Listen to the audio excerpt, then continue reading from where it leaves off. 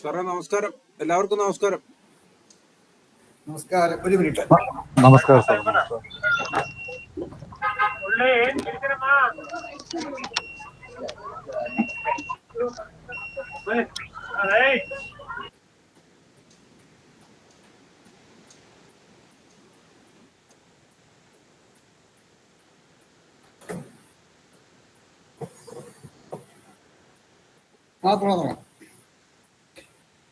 എല്ലാവർക്കും നമസ്കാരം.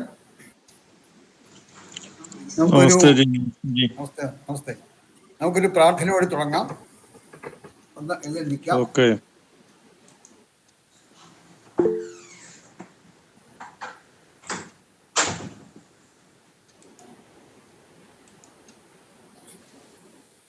ഓം ഗുരു ബ്രഹ്മ ഗുരുർവിഷ്ണു ഗുരുദേവോ മഹേശ്വരഃ ഗുരു സാക്ഷാത് പരബ്രഹ്മ തസ്മൈ ശ്രീ ഗുരവേ നമഃ. ഓം ഭൃഗുർ അത്രി വസിഷ്ഠസ്യ വിശ്വകർമാ മയസ്തഥാ നാരദോ നഗ്നജിത്ചൈവ വിശാലാക്ഷഃ പുരന്ദരഃ ബ്രഹ്മകുമാരോ നന്ദിശഃ ശൗനകോ ഗർഗ ഏവ ച വാസുദേവോ അനിരുദ്ധശ്ച തഥാ ശുക്ര ബൃഹസ്പതി അഷ്ടാദശൈത വിഖ്യാത വാസ്തുശാസ്ത്രോപദേശ. ഇരിക്കാം.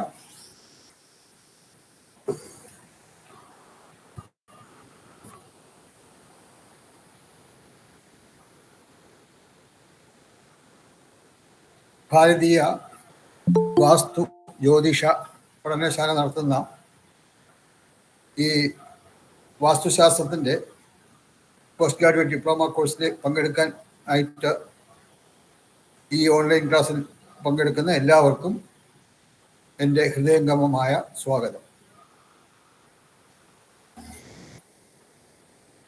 വാസ്തുശാസ്ത്രം ഇപ്പോഴ് പൊതുവെ വളരെ കൂടുതൽ നമുക്കെല്ലാം അറിയാം. ദൈനംദിനം ഇതിൻ്റെ പ്രസക്തി കൂടിക്കൊണ്ടിരിക്കുകയാണ്. പുതിയ വീട് വയ്ക്കുന്നതിനും അതുപോലെ തന്നെ നിലവിലുള്ള വീടുകൾ അല്ലെങ്കിൽ മറ്റ് കെട്ടിടങ്ങളൊക്കെ അതിനൊരു വാസ്തു പരിശോധന നടത്തിയിട്ട്, അല്ലെങ്കിൽ ഒരു വാസ്തു ഓഡിറ്റിംഗ് എന്നും പറയും, ഒരു വാസ്തു അനുസരിച്ച് അത് എന്തെങ്കിലും വാസ്തുദോഷമുണ്ടോ എന്ന് പരിശോധിച്ച് അങ്ങനെ എന്തെങ്കിലും വാസ്തുദോഷം ഉണ്ടെങ്കിൽ ആ വാസ്തുദോഷം പരിഹരിക്കാനുള്ള കാര്യങ്ങൾ ചെയ്യുക.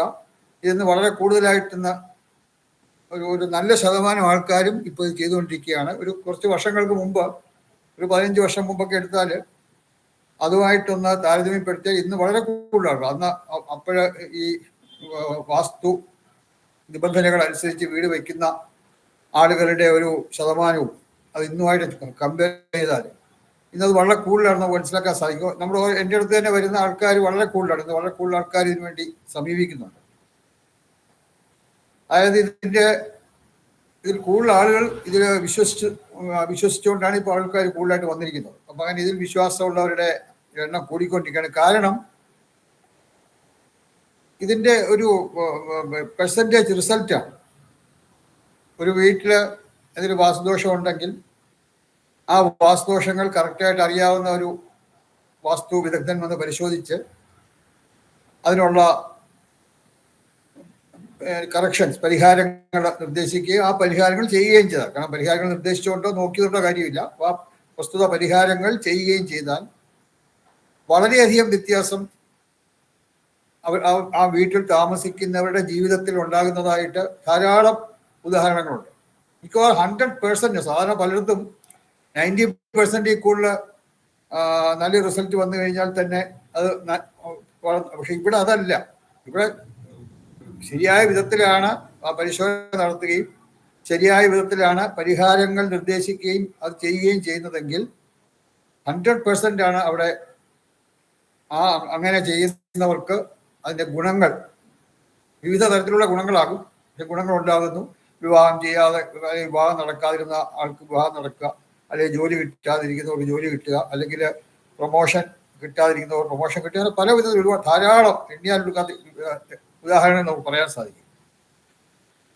ഇതാണ് ആളുകളുടെ ഇതിലേക്ക് ആളുകൾ കൂടുതലായിട്ട് ഇപ്പോൾ വന്നു ചേരാനുള്ള ഒരു കാരണം. ഇത് റിസൾട്ട് കിട്ടുന്നതായിട്ട് അവർക്ക് തന്നെ അറിയാം. അവരുടെ പരിചയക്കാർ, അവരുടെ ബന്ധുക്കളൊക്കെ പലരും ഈ വാസ്തു അനുസരിച്ച് വീട് വയ്ക്കുകയോ അല്ലെങ്കിൽ വാസ്തു അനുസരിച്ച് അവരുടെ വീട് പരിശോധിച്ച് പരിഹാരങ്ങൾ ചെയ്യുകയോ ചെയ്യുമ്പോഴത്തേക്ക് വളരെ വ്യത്യാസങ്ങൾ അവിടെ വരുന്നുണ്ട്.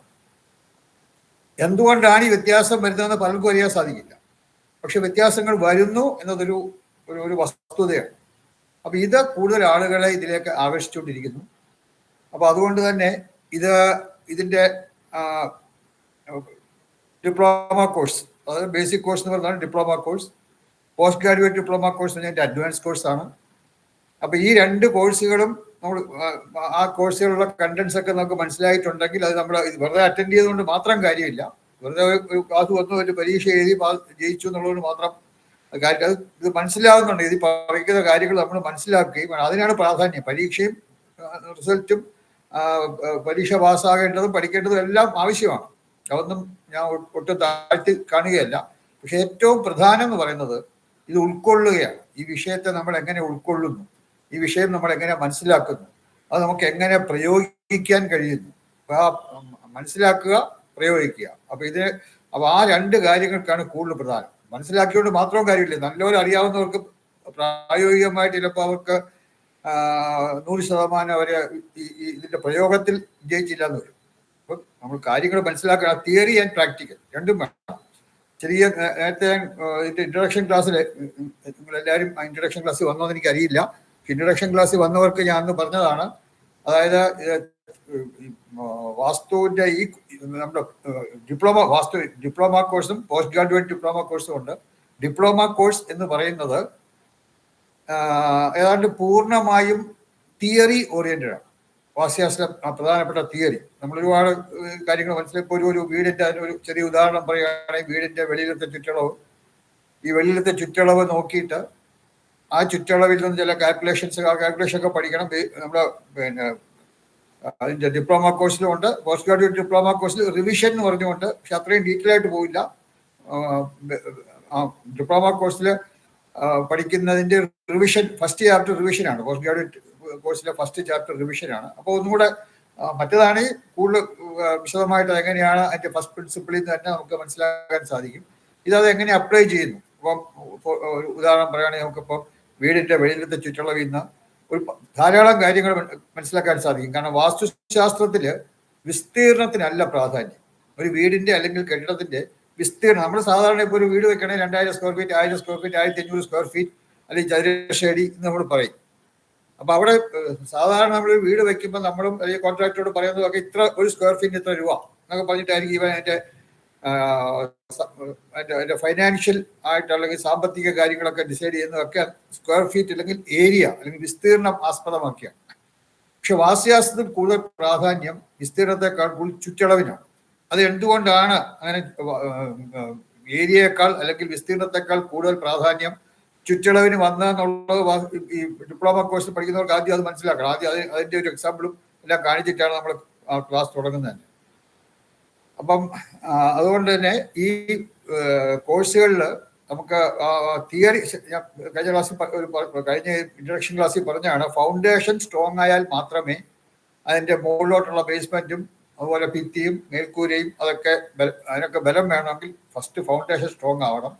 അപ്പൊ ആ വാസ്തുശാസ്ത്രത്തിന്റെ ഫൗണ്ടേഷൻ എന്ന് പറയുന്നത് ഡിപ്ലോമ കോഴ്സാണ്. അത് കഴിഞ്ഞ് അതിന്റെ മുകളിലോട്ടുള്ള കെട്ടുകളൊക്കെയാണ് നമ്മുടെ പോസ്റ്റ് ഗ്രാജുവേറ്റ് ഡിപ്ലോമ കോഴ്സ്. അങ്ങനെ അപ്ലൈ ചെയ്യാം. കുറെ കാര്യങ്ങൾ പുതുതായിട്ട് പഠിക്കുന്നുണ്ടില്ലെന്നല്ല, എന്നാലും അപ്ലൈ. എക്സാമ്പിൾ പറയുകയാണെങ്കിൽ ഡിപ്ലോമ കോഴ്സിൽ നമ്മൾ വീടിന്റെ നീളം കാണുന്ന, വീതി കാണുന്ന, പൊക്കം കാണുന്ന ഇതൊക്കെ പഠിക്കുന്നുണ്ട്. പക്ഷെ അതുപോലെ 4 കെട്ട് പ്രത്യേകമായിട്ട് നമ്മൾ ഡിപ്ലോമ കോഴ്സിൽ പഠിക്കുന്നില്ല. പക്ഷെ അതിപ്പോൾ പോസ്റ്റ് ഗ്രാജുവേറ്റ് ഡിപ്ലോമ കോഴ്സിൽ 4 കെട്ട് എങ്ങനെ ഡിസൈൻ ചെയ്യണം അതിന്റെ കാര്യങ്ങളൊക്കെ പോസ്റ്റ് ഗ്രാജുവേറ്റ് ഡിപ്ലോമ കോഴ്സിൽ ആദ്യമായിട്ട് അങ്ങോട്ട് വാസ്തുവിലോട്ടോട്ട് കയറി വരുന്നവർക്ക് അത് ചിലപ്പോൾ പറഞ്ഞാൽ പൂർണ്ണമായിട്ട് ചിലപ്പോൾ ഉൾക്കൊള്ളാൻ സാധിക്കില്ല അതിന്റെ പല കാര്യങ്ങൾ ഈ 4 കെട്ടിന്റെ. അപ്പൊ അതുകൊണ്ട് 4 കെട്ട് പോസ്റ്റ് ഗ്രാജുവേറ്റ് ഡിപ്ലോമ കോഴ്സിലാണ് 4 കെട്ടിന്റെ ഡിസൈൻ വരുന്നത്. അപ്പൊ അതിന്റെ ആദ്യം പോലുള്ള ഒരു 4 കെട്ട് ഡിസൈൻ ഒരിക്കലും നമ്മുടെ പരീക്ഷയ്ക്കൊക്കെ പ്രത്യേകിച്ചും 4 കെട്ട് ഡിസൈൻ ചെയ്യാനായിട്ട് അങ്ങനെ പരീക്ഷയ്ക്ക് ചോദിക്കില്ല. കാരണം ഒരുപാട് സമയമെടുക്കും. ഒരു 3 മണിക്കൂർ പരീക്ഷയ്ക്ക് കൊണ്ട് നമുക്കൊരു 4 കെട്ട് ഡിസൈൻ ചെയ്യാൻ ഒക്കില്ല. കാരണം 4 കെട്ട് ഒരുപാട് കാര്യങ്ങൾ അതിനകത്ത് കണ്ടുപിടിക്കാറുണ്ട്.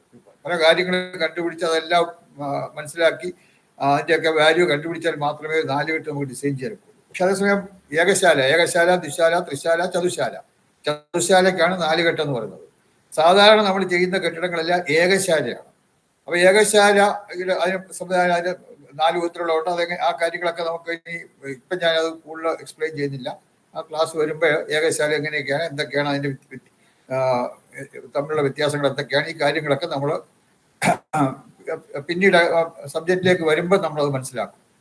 അപ്പൊ ഞാൻ ഇത് പറയാൻ കാരണം, ഈ ഒരു ഫൗണ്ടേഷൻ ഉറച്ച് ബേസിക് കോഴ്സ് എന്ന് പറയുന്ന അല്ലെങ്കിൽ ഡിപ്ലോമ കോഴ്സ് എന്ന് പറയുന്ന ഫൗണ്ടേഷൻ ഉറച്ചാൽ അത് അതിന്റെ മുകളിലോട്ട് നമുക്ക് കെട്ടുന്ന ഭാഗങ്ങളൊക്കെ ഉറയ്ക്കൂ. അപ്പൊ അതുകൊണ്ട് തന്നെ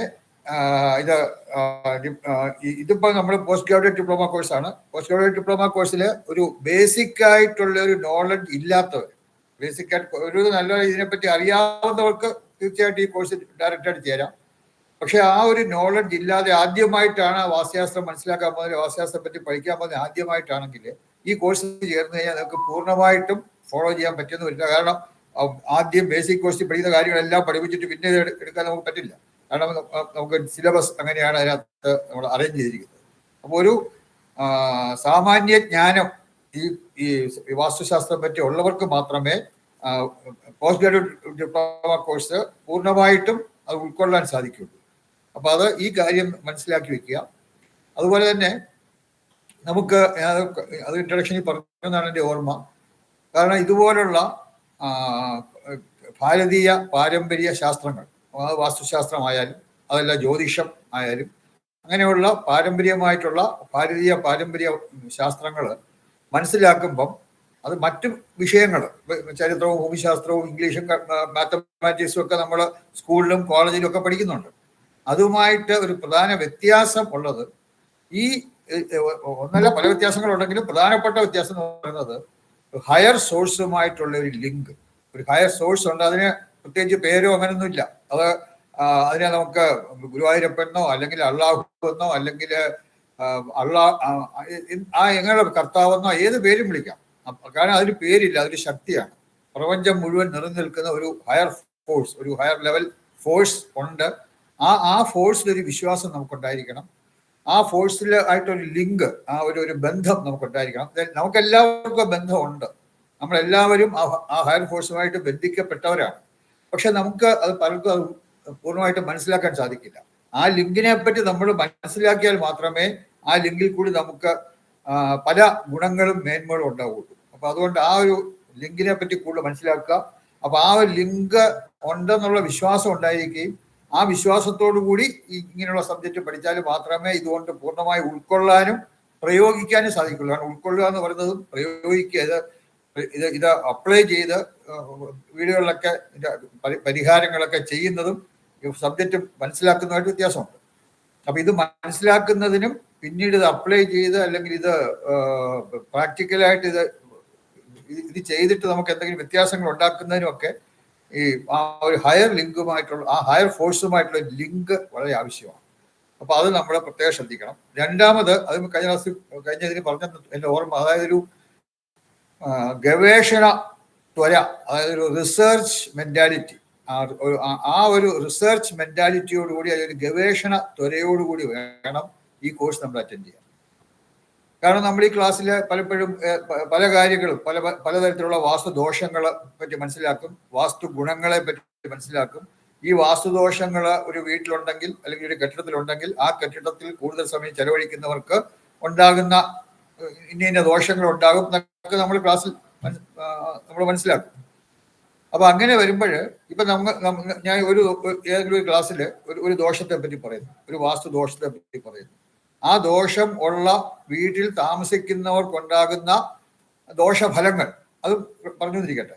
അപ്പൊ അങ്ങനെ പറയുമ്പോൾ നിങ്ങൾക്ക് ഉടനെ ആ ഗവേഷണ ആ ഒരു മെന്റാലിറ്റി ഉണ്ടെങ്കിൽ നിങ്ങളുടെ വീട്ടിലോ അല്ലെങ്കിൽ നിങ്ങളുടെ പരിചയക്കാരുടെ വീട്ടിലോ അല്ലെങ്കിൽ ബന്ധുക്കളുടെ വീട്ടിലോ ഒക്കെ ചിലപ്പോൾ ഈ ദോഷം ഉണ്ടായെന്ന് വരാം. അപ്പൊ നിങ്ങൾക്ക് അത് കൂടുതലായിട്ടറിയാം. ഞങ്ങൾ പല വീടുകളും പോകുന്നതായതുകൊണ്ട് ഏതൊക്കെ വീട്ടിൽ ഈ ദോഷം ഉണ്ട് എന്ന് നിങ്ങൾക്ക് നേരിട്ട് മനസ്സിലാക്കാൻ സാധിക്കും.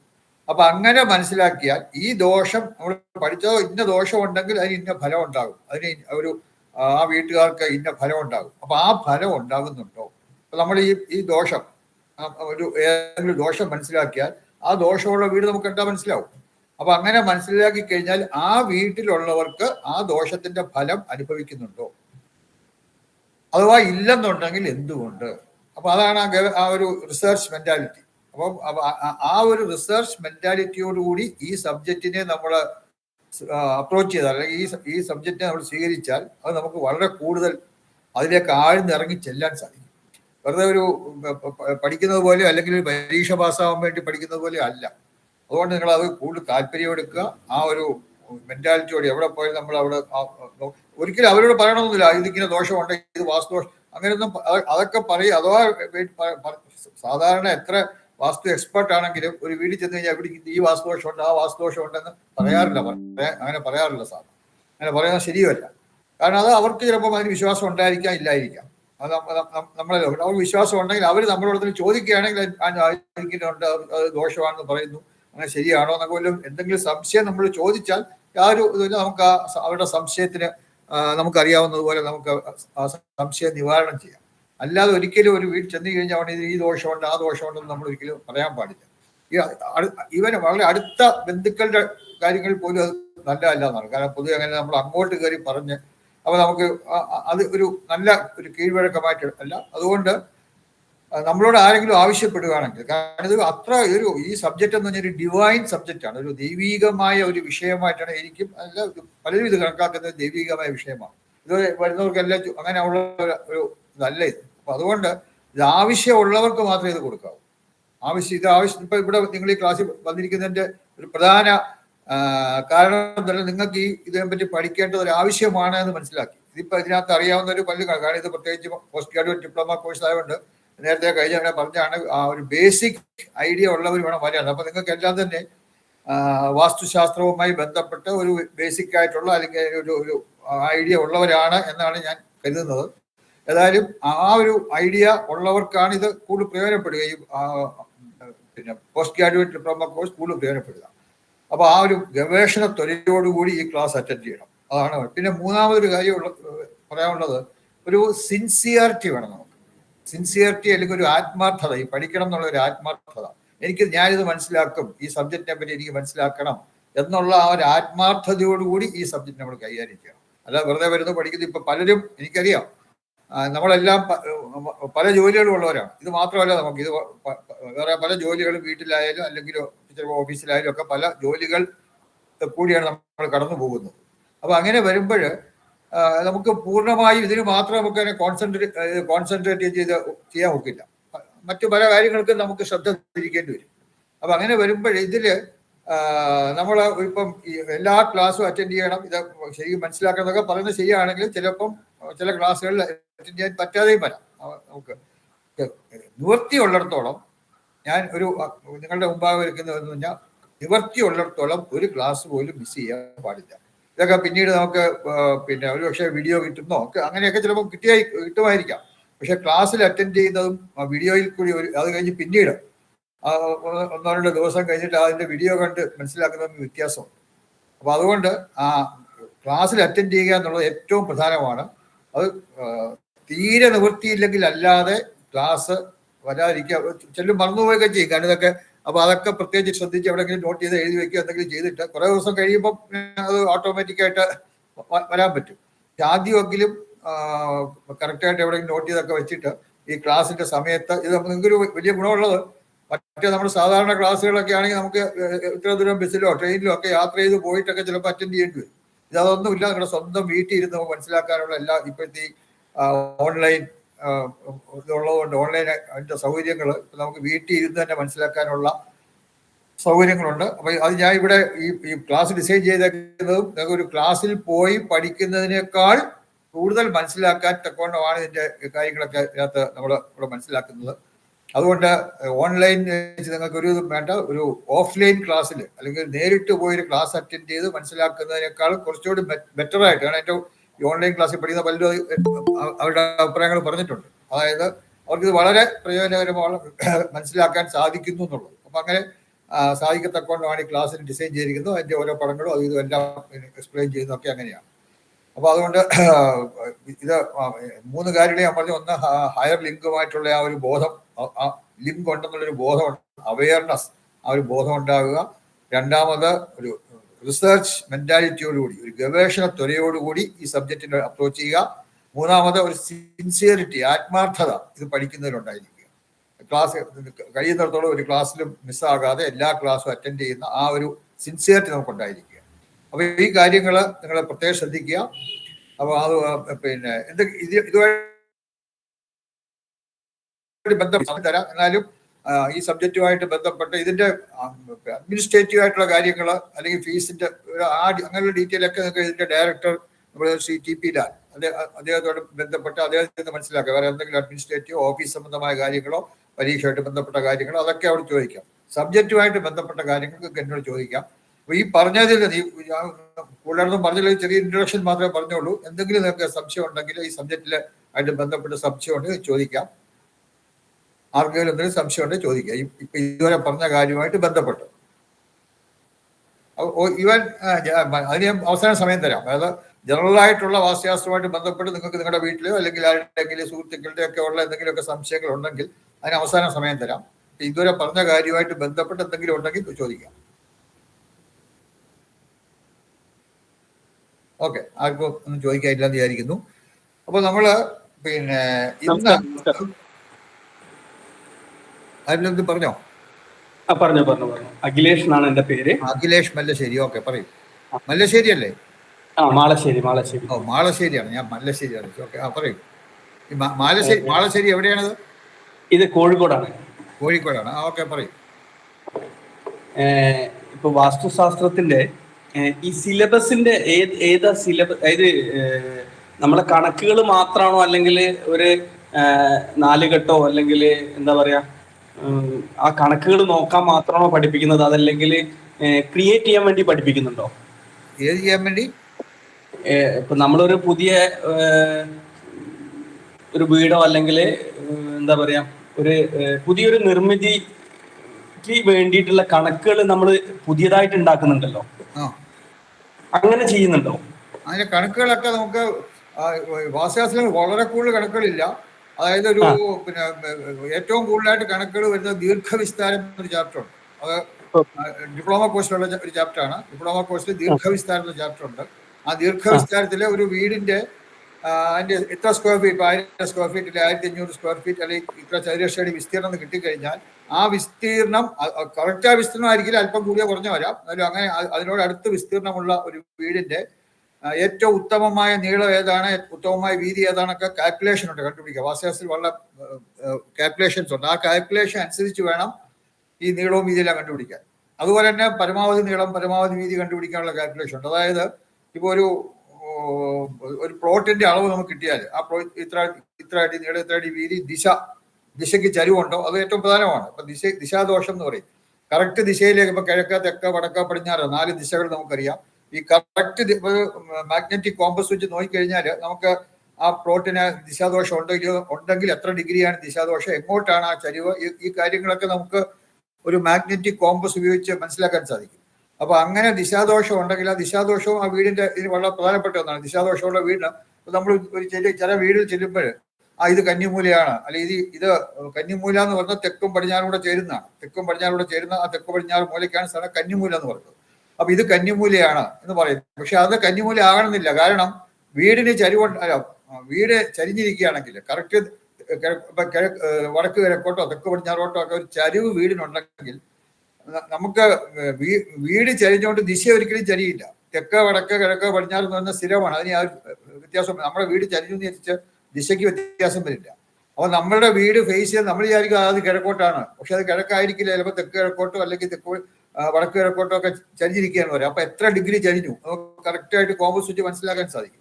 അപ്പൊ അങ്ങനെ മനസ്സിലാക്കി അതനുസരിച്ച് നമ്മൾ ഡ്രോയിങ് ഒക്കെ വരയ്ക്കാതെ ഇത് തെക്ക് പടിഞ്ഞാറാണ്, ഇത് വടക്ക് കിഴക്കാണ്, തെക്ക് പടിഞ്ഞാറ് ഇത് നല്ല അല്ല, അല്ലെങ്കിൽ വടക്ക് കിഴക്ക് ടോയ്ലറ്റ് നല്ല അല്ല എന്നൊക്കെ നമ്മൾ പറയും. പക്ഷെ അത് വടക്ക് കിഴക്കാണെന്ന് വിചാരിക്കുന്ന സ്ഥലം വടക്ക് കിഴക്കാകണം എന്നില്ല. കാരണം അതിന് വ്യത്യാസം വരും. അതൊക്കെ നമുക്ക് മനസ്സിലാക്കണം. അത് പ്രത്യേകിച്ചും പ്രാക്ടിക്കലായിട്ടുള്ളത് കൂടുതൽ മനസ്സിലാക്കണം. അപ്പൊ ഇതിനകത്ത് പ്രാക്ടിക്കൽ കോഴ്സിൽ 2-3 കാര്യങ്ങളുണ്ട്. ഒന്ന്, നിങ്ങൾക്ക് താല്പര്യം ഉണ്ടെങ്കിൽ അത് സ്റ്റുഡൻസിന്റെ താല്പര്യം കൂടെ അനുസരിച്ച് ചെയ്യുക, പഠിക്കുന്ന വിദ്യാർത്ഥികളുടെ താല്പര്യം കൂടെ അനുസരിച്ച് ചെയ്യും. കാരണം ഇത് ഏതാണ്ട് കോഴ്സ് കുറച്ചങ്ങോട്ട് പ്രോഗ്രസ് ചെയ്യും. ആദ്യമല്ല, കുറച്ചൊരു ഏതാണ്ട് സിലബസ് ഒരു പകുതിയൊക്കെ അങ്ങോട്ട് കഴിയുമ്പോൾ കുറച്ച് നിങ്ങളൊരു ഐഡിയ കാര്യങ്ങളൊക്കെ മനസ്സിലാക്കുമ്പോൾ ഇപ്പൊ നിങ്ങൾക്ക് ആരെങ്കിലും ഇപ്പൊ ഇവിടെ പലതും കോഴിക്കോട്ടും കണ്ണൂരൊക്കെ ചിലപ്പം പ്രയാസമായിട്ട് ഒരു സാധാരണ ഈ ഓഫ്ലൈൻ കോഴ്സിലൊക്കെ നടന്നുകൊണ്ടിരുന്ന കാര്യം എന്ന് വെച്ചാൽ അത് മിക്കവാറും എല്ലാവരും ട്രിവാൻഡ്രം അല്ലെങ്കിൽ ട്രിവാൻഡ്രം, ഞാൻ തിരുവനന്തപുരത്താണ്, ഞാൻ ഇവിടെ ഗവൺമെന്റ് സാൻസ്ക്രിറ്റ് കോളേജിൽ ട്രിവാൻഡ്രം യൂണിവേഴ്സിറ്റി കോളേജിന്റെ കൂടെ ചേർന്നിട്ടുള്ള ഗവൺമെന്റ് സാൻസ്ക്രിറ്റ് കോളേജിൽ വാസ്തുശാസ്ത്രത്തിന്റെ ബേസിക് കോഴ്സും അഡ്വാൻസ് കോഴ്സും, അവിടെ ഡിപ്ലോമ അങ്ങനെ നല്ല പേര്, ബേസിക് എന്നും അഡ്വാൻസുമാണ്. ബേസിക് കോഴ്സും അഡ്വാൻസ് കോഴ്സും ഞാനാണ് പഠിപ്പിക്കുന്നത്, അവിടെ സംസ്കൃത കോളേജ് ഞാനാണ് പഠിപ്പിക്കുന്നത്. അപ്പൊ അവിടെയൊക്കെ എന്ന് വെച്ചാൽ അവിടെ ഇപ്പൊ ആരെങ്കിലും ഒരാൾ പറയുകയാണ് അവര് ആ ഒരു പ്രത്യേക കുറച്ച് പോർഷൻ കഴിയുമ്പോൾ അത് പറയും, ആ സബ്ജക്ട് കുറച്ചങ്ങോട്ട് നമ്മള് സിലബസ് കുറച്ചങ്ങോട്ട് എടുത്ത് കഴിയുമ്പോഴത്തെ ക്ലാസ്സിൽ അനൗൺസ് ചെയ്യും. അപ്പൊ അങ്ങനെ വരുമ്പം ഒരാൾക്ക് വേണമെങ്കിൽ അങ്ങയുടെ വീട് ആ വീട് ബാക്കിയുള്ള എല്ലാവരും അവിടെ ചെല്ലും. അപ്പൊ വീട് പോകാനുള്ള വഴികളൊക്കെ പറഞ്ഞു തന്നാൽ എല്ലാവരും അവിടെ ചെന്നിട്ട് അവിടെ വരുന്നവരെ ഇപ്പം 10 പേര് അവിടെ വരികയാണെന്ന് നിൽക്കട്ടെ, 10 പേര് വരികയാണെങ്കിൽ 2 അല്ലെങ്കിൽ 3 പേരുള്ള ഗ്രൂപ്പായി തിരിക്കും. അപ്പൊ അങ്ങനെ തിരിക്കുമ്പോൾ ഓരോരുത്തർക്കും ഈ കോമ്പസ്, മാഗ്നറ്റിക് കോമ്പസ് ഉണ്ടായിരിക്കണം, ടേപ്പും ഉണ്ടായിരിക്കണം, മെഷറിംഗ് ടേപ്പും ഉണ്ടായിരിക്കണം.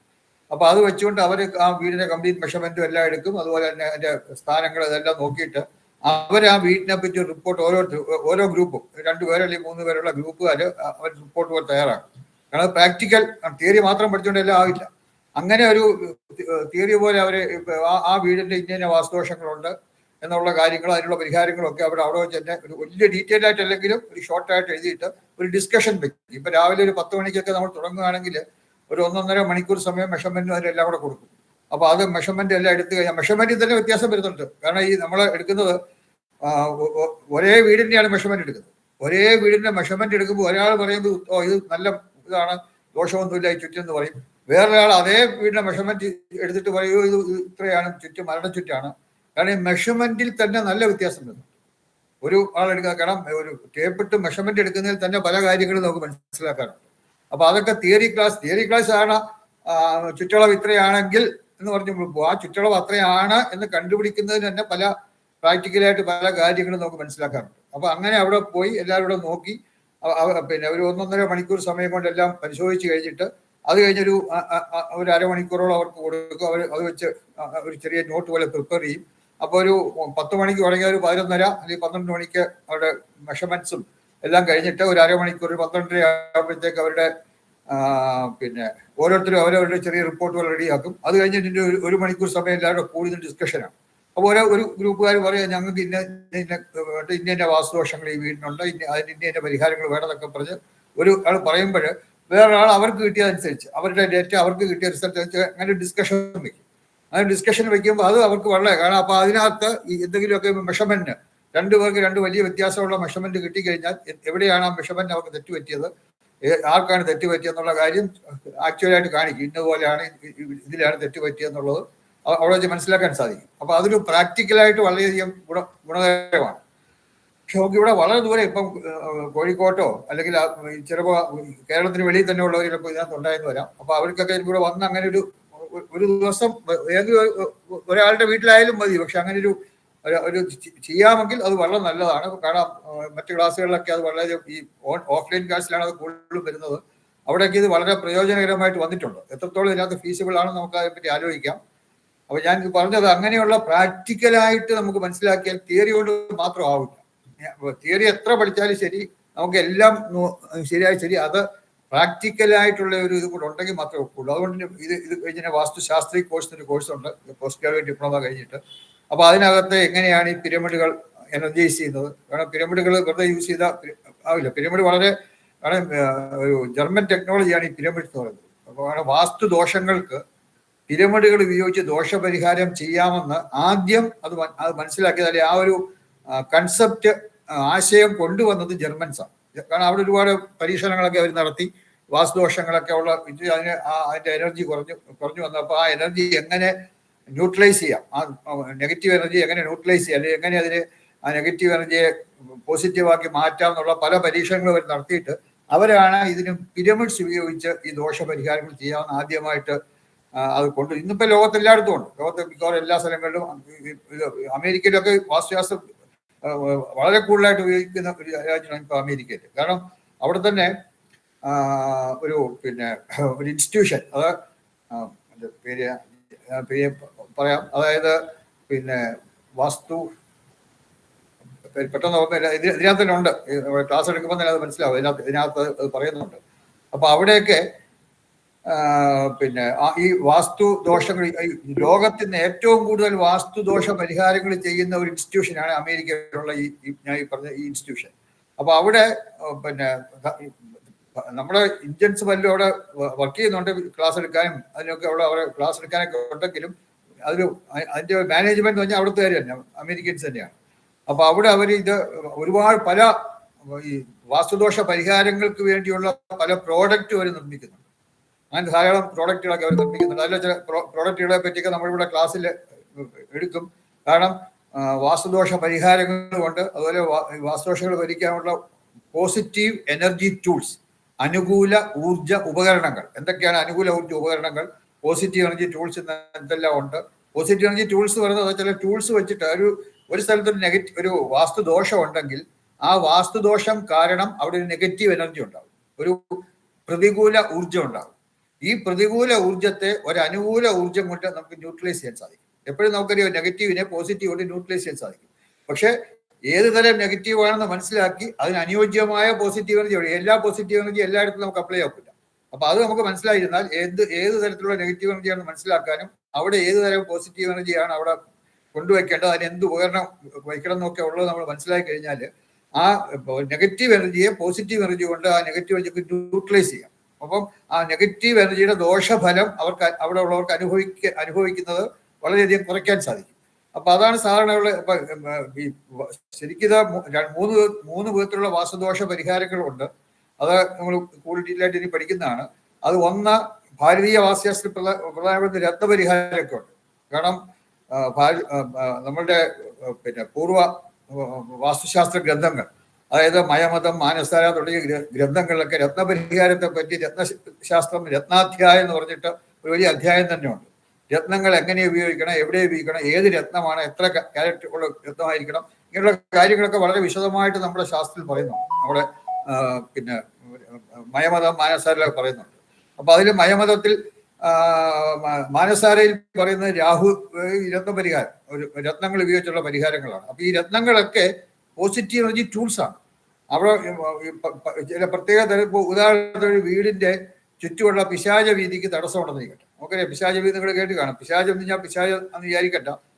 വാസ്തുശാസ്ത്രത്തില് പോസിറ്റീവ് എനർജിക്ക് അല്ലെങ്കിൽ അനുകൂല ഊർജത്തിന് ദൈവങ്ങളുടെയും അങ്ങനെയുള്ള പേരുകളും, നെഗറ്റീവ് എനർജി അല്ലെങ്കിൽ പ്രതികൂല ഊർജത്തിന് രാക്ഷസന്മാരുടെയും അതുപോലെ പ്രേതങ്ങളുടെയൊക്കെ പേരുകളാണ് കൊടുത്തിരിക്കുന്നത്.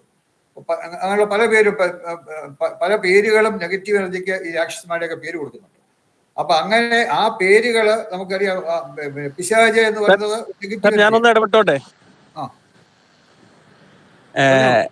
ഇപ്പൊ ഞാൻ ഉദ്ദേശിച്ചത്, അതായത് നമ്മളൊരു കോഴ്സ് ഇപ്പൊ ഭാരതീയ വാസ്തുശാസ്ത്രത്തെ കുറിച്ച് പറഞ്ഞു. അതിൽ കൂടുതൽ കാര്യങ്ങൾ ഉണ്ട്. ഇപ്പോ നിങ്ങൾ പറഞ്ഞ മാതിരി ഇപ്പം നമ്മള് മോഡേൺ ഇതായിട്ട് പറയും വെയിറ്റ് നമ്മൾ കൺവേർട്ട് ചെയ്യാന്നുള്ളതാണ്. ഒരു ബിൽഡിംഗ് ഉണ്ടാക്കാൻ, ബിൽഡിംഗ് നിർമ്മിക്കുകയാണെങ്കിൽ അതിന്റെ വെയിറ്റ് അതായത് മീൻസ് ഊർജം, എനർജി. അതിനെ മോഡലിൽ നമ്മൾ വെയിറ്റ് എന്ന് പറയുന്നു. കാരണം ഇപ്പൊ ഒരു പുതിയൊരു ടെക്നോളജി, ഞാൻ അതിന്റെ ഇന്ത്യന്റെ ഹെഡ് സർവേയർ ആണ് ഇപ്പൊ നിലവില്. ഞാൻ ഡൽഹിയിലാണ് എന്റെ കമ്പനി. വിദേശത്തുള്ള, നിങ്ങൾ പറഞ്ഞ മാതിരി വിദേശത്തെ ഉള്ളൊരു കമ്പനിയാണ്. ഞങ്ങൾ യൂസ് ചെയ്യുന്നത് ഭാരതീയ ടെക്നോളജികളിലെ പല കാര്യങ്ങളും നമ്മളെ കൊണാർക്ക് അല്ലെങ്കിൽ പുരി ക്ഷേത്രത്തിന്റെ ഒക്കെ ഒരു ടെക്നോളജിയിലാണ് വരുന്ന, പ്രീകാസ്റ്റ് ടെക്നോളജിയാണ് വരുന്നത്. ഇത് ഫിൻലാൻഡിൽ നിന്നാണ് ഇത് ക്രിയേറ്റ് ചെയ്ത് വരുന്നത്. പക്ഷെ ഇതിലെല്ലാം നമുക്ക് കാണാൻ പറ്റുന്നത് നമ്മളുടെ ശാസ്ത്രവുമായിട്ട് ബന്ധപ്പെട്ടുള്ള പല ടെക്നോളജികളുടെയും ഒരു മോഡേൺ വെർഷൻ ആയിട്ടാണ് കാണുന്നത്. അപ്പോ ഇതിന്റെ കാൽക്കുലേഷൻ എന്ന് പറയുന്നത്, ഇപ്പം നിങ്ങൾ എനർജി കാൽക്കുലേഷൻ പറഞ്ഞല്ലോ, നമ്മള് കല്ലുകൾ അല്ലെങ്കിൽ പിരമിഡ് എന്ന് പറയുന്നത് എടുത്തു വെക്കുന്ന കല്ലുകളെ പോലെ ഉള്ള ഒരു ടെക്നോളജിയാണ്. അപ്പൊ ഈ കാൽക്കുലേഷൻ പൊതുവെ നമുക്ക് ഇപ്പൊ ഞാൻ ഒരുപാട് സെർച്ച് ചെയ്തതിന് ശേഷമാണ് നിങ്ങളുടെ ഈ ഒരു ലിങ്ക് കണ്ടത്. അപ്പൊ അതുകൊണ്ടാണ് കുറച്ചുകൂടി ഒന്ന് ആധികാരികമായിട്ട് ശാസ്ത്രത്തെ കുറിച്ച് പഠിക്കാൻ വേണ്ടിയിട്ട്. അതെ. അപ്പൊ ഈ അതേ കുറിച്ചിട്ട് പഠിപ്പിക്കുന്നുണ്ടോ എന്നുള്ളതാണ് ചോദ്യം. മീൻസ് ഇപ്പൊ മനുഷ്യാലയ ചന്ദ്രിക എന്ന് പറഞ്ഞൊരു ഗ്രന്ഥമാണ് നമ്മളെ കേരളത്തിൽ ഏറ്റവും കൂടുതൽ ഉപയോഗിക്കുന്നത്, അതെ ക്ഷേത്രങ്ങൾക്കാണെങ്കിലും വീടുകൾക്കാണെങ്കിലും. അതെ പക്ഷെ മനുഷ്യാലയ ചന്ദ്രികയിൽ നമുക്ക് കേരളത്തിനെ മാത്രമേ ബേസ് ചെയ്യുന്നുള്ളൂ, അല്ലെങ്കിൽ കൂടുതലായിട്ട് നമ്മൾ സൗത്ത് ഇന്ത്യൻസിനാണ് ഇത് കൂടുതൽ എന്താ പറയാ പ്രിഫർ ചെയ്യുന്നുള്ളൂ. ആ ഞാൻ ആ ഒരു രീതിയിലല്ല, അതായത് വാസ്തു ദോഷം പരിഹരിക്കുക എന്നുള്ളതല്ല. പുതിയൊരു ക്രിയേഷൻ വരുന്ന സമയത്ത് അതിലേക്ക് ഈ നമ്മളുടെ കണക്കുകൾ എങ്ങനെയാണ് ഇതിൽ കൊള്ളിക്കുന്നതെന്നും അത് എങ്ങനെയാണ് കാൽക്കുലേഷൻ ചെയ്യുന്നതെന്നുള്ളത് നമ്മളുടെ ഈ വാസ്തുശാസ്ത്രവുമായിട്ട് ബന്ധപ്പെട്ടുകൊണ്ടുണ്ട്. ആ പറഞ്ഞോ, അതിനെ കുറിച്ചിട്ട് ചോദിക്കൂ. അത് ഭാരതീയ വാസ്തുശാസ്ത്രത്തിലാണ് കൂടുതലായിട്ട് പഠിപ്പിക്കുന്നത്. ആ അപ്പോൾ ഈ ഭാരതീയ വാസ്തുശാസ്ത്രം പഠിപ്പിക്കുന്നത് വളരെ കുറഞ്ഞ ആളുകളെ പഠിപ്പിക്കുന്നുള്ളൂ. ആ അപ്പൊ അതിന്റെ ക്ലോഴ്സുകൾ മറ്റു കാര്യങ്ങളോ ഉണ്ടോ എന്നുള്ളത് ഒരു അറിയാൻ വേണ്ടിയിട്ടാണ് ഞാൻ ശരിക്കും വന്നത്. ഓക്കെ. കാരണം എനിക്ക് അതായത് ഭാരതീയവാസം ഞാൻ നേരത്തെ പറഞ്ഞല്ലോ, ഒരു ചുറ്റളവിൽ നിന്ന് നമ്മൾ ഒരുപാട് കാര്യങ്ങൾ മനസ്സിലാക്കാനുണ്ട്. ആയം വ്യയം യോനി എന്നൊക്കെ പറഞ്ഞ ഒരുപാട് കാര്യങ്ങൾ, അതെല്ലാം ഭാരതീയ വാസ്തുശാസ്ത്രമാണ്. ഇപ്പൊ ഈ പറഞ്ഞ രത്നപരിഹാരം എന്ന് പറയുന്ന ഭാരതീയ മയമതം മാനസാല തുടങ്ങിയ ശാസ്ത്രങ്ങളുള്ളത്, അത് ഭാരതീയ വാസ്തുശാസ്ത്രമുള്ളതാണ്. അതേസമയം ചില കാര്യങ്ങളൊക്കെ ഇപ്പൊ പിരമിഡ് എന്ന് പറഞ്ഞ ഭാരതീയ വാസ്തുശാസ്ത്രം ഇല്ല. പിരമിഡ് എന്ന് പറഞ്ഞ ഭാരതീയ വാസ്തുശാസ്ത്രം ഉള്ളതല്ല. അത് ഞാൻ ജർമ്മൻ ടെക്നോളജിയാണ്, ജർമ്മൻസ് ആണ് ആദ്യം മനസ്സിലാക്കിയത്. പക്ഷെ ധാരാളം ഉപയോഗിക്കുന്നുണ്ട്. അതിനെപ്പറ്റിയൊക്കെ നമ്മൾ ബേസിക് ഈ ഡിപ്ലോമ കോഴ്സിൽ കൂടുതലായിട്ട് പറയുന്നില്ലെങ്കിലും പ്രാക്ടിക്കലായിട്ട് അത് വളരെയധികം യൂസ് ചെയ്യപ്പെടുന്നതുകൊണ്ട് അതിനെപ്പറ്റി പോസ്റ്റ് ഗ്രാജുവേറ്റ് ഞാൻ ചോദിച്ചത് അത് ഇപ്പൊ ഭാരതീയ വാസ്തുശാസ്ത്രത്തെ കുറിച്ചിട്ട് ഡിപ്ലോമ കോഴ്സിലാണെങ്കിലും അതോ PG കോഴ്സിലാണോ ഇത് പഠിപ്പിക്കുന്നതെന്നാണ് ചോദ്യം. അതിന്റെ ബേസിക് ആയിട്ടുള്ള കാര്യങ്ങളെല്ലാം പഠിക്കുന്നത് ഡിപ്ലോമ കോഴ്സിലാണ്. ആ ബേസിക് ഉപയോഗിച്ച് എങ്ങനെ അപ്ലൈ ചെയ്യാം, അത് കൂടുതലായിട്ട് അപ്ലൈ ചെയ്യുന്ന ആപ്ലിക്കേഷൻ ലെവലിൽ അല്ലെങ്കിൽ അതിന്റെ പ്രാക്ടിക്കൽ ലെവലിൽ, ഞാൻ നേരത്തെ പറഞ്ഞത് പ്രാക്ടിക്കൽ ലെവലിൽ വരുന്ന കൂടുതലും ഈ പോസ്റ്റ് ഗ്രാജുവേറ്റ് ഡിപ്ലോമ കോഴ്സിലാണ്. പിന്നെ നാലുകെട്ട് ഡിസൈൻ ചെയ്യുന്നത് പോസ്റ്റ് ഗ്രാജുവേറ്റിലേ ഉള്ളൂ, ഡിപ്ലോമ കോഴ്സിലില്ല. പോസ്റ്റ് ഗ്രാജുവേറ്റ് ഡിപ്ലോമ കോഴ്സ് നാലുകെട്ട് എങ്ങനെ ഡിസൈൻ ചെയ്യണം എന്ന് അത് ഒരു ചാപ്റ്ററാണ് നാലുകെട്ട് എന്നുള്ളത്. അപ്പൊ അത് ഡിസൈൻ ചെയ്യാം. പക്ഷെ ഒന്നുകൂടി ഞാൻ ഇടപെട്ടോട്ടെ. ശ്രദ്ധിക്കുക, ഡിപ്ലോമ കോഴ്സിൽ നാലുകെട്ട് ഡിസൈൻ ചെയ്യാനില്ല, അത് പോസ്റ്റ് ഗ്രാജുവേറ്റേ ഉള്ളൂ. അപ്പോൾ പോസ്റ്റ് ഗ്രാജുവേറ്റ് കോഴ്സിൽ അങ്ങനെ കുറെ പ്രാക്ടിക്കലായിട്ടുള്ള ഒരുപാട് കാര്യങ്ങൾ പോസ്റ്റ് ഗ്രാജുവേറ്റ് കോഴ്സിലുണ്ട്. അത് സിലബസ് തരികയും ചെയ്യും. പോസ്റ്റ് ഗ്രാജുവേറ്റ് കോഴ്സ് സിലബസും തരും. സിലബസ് തരോ?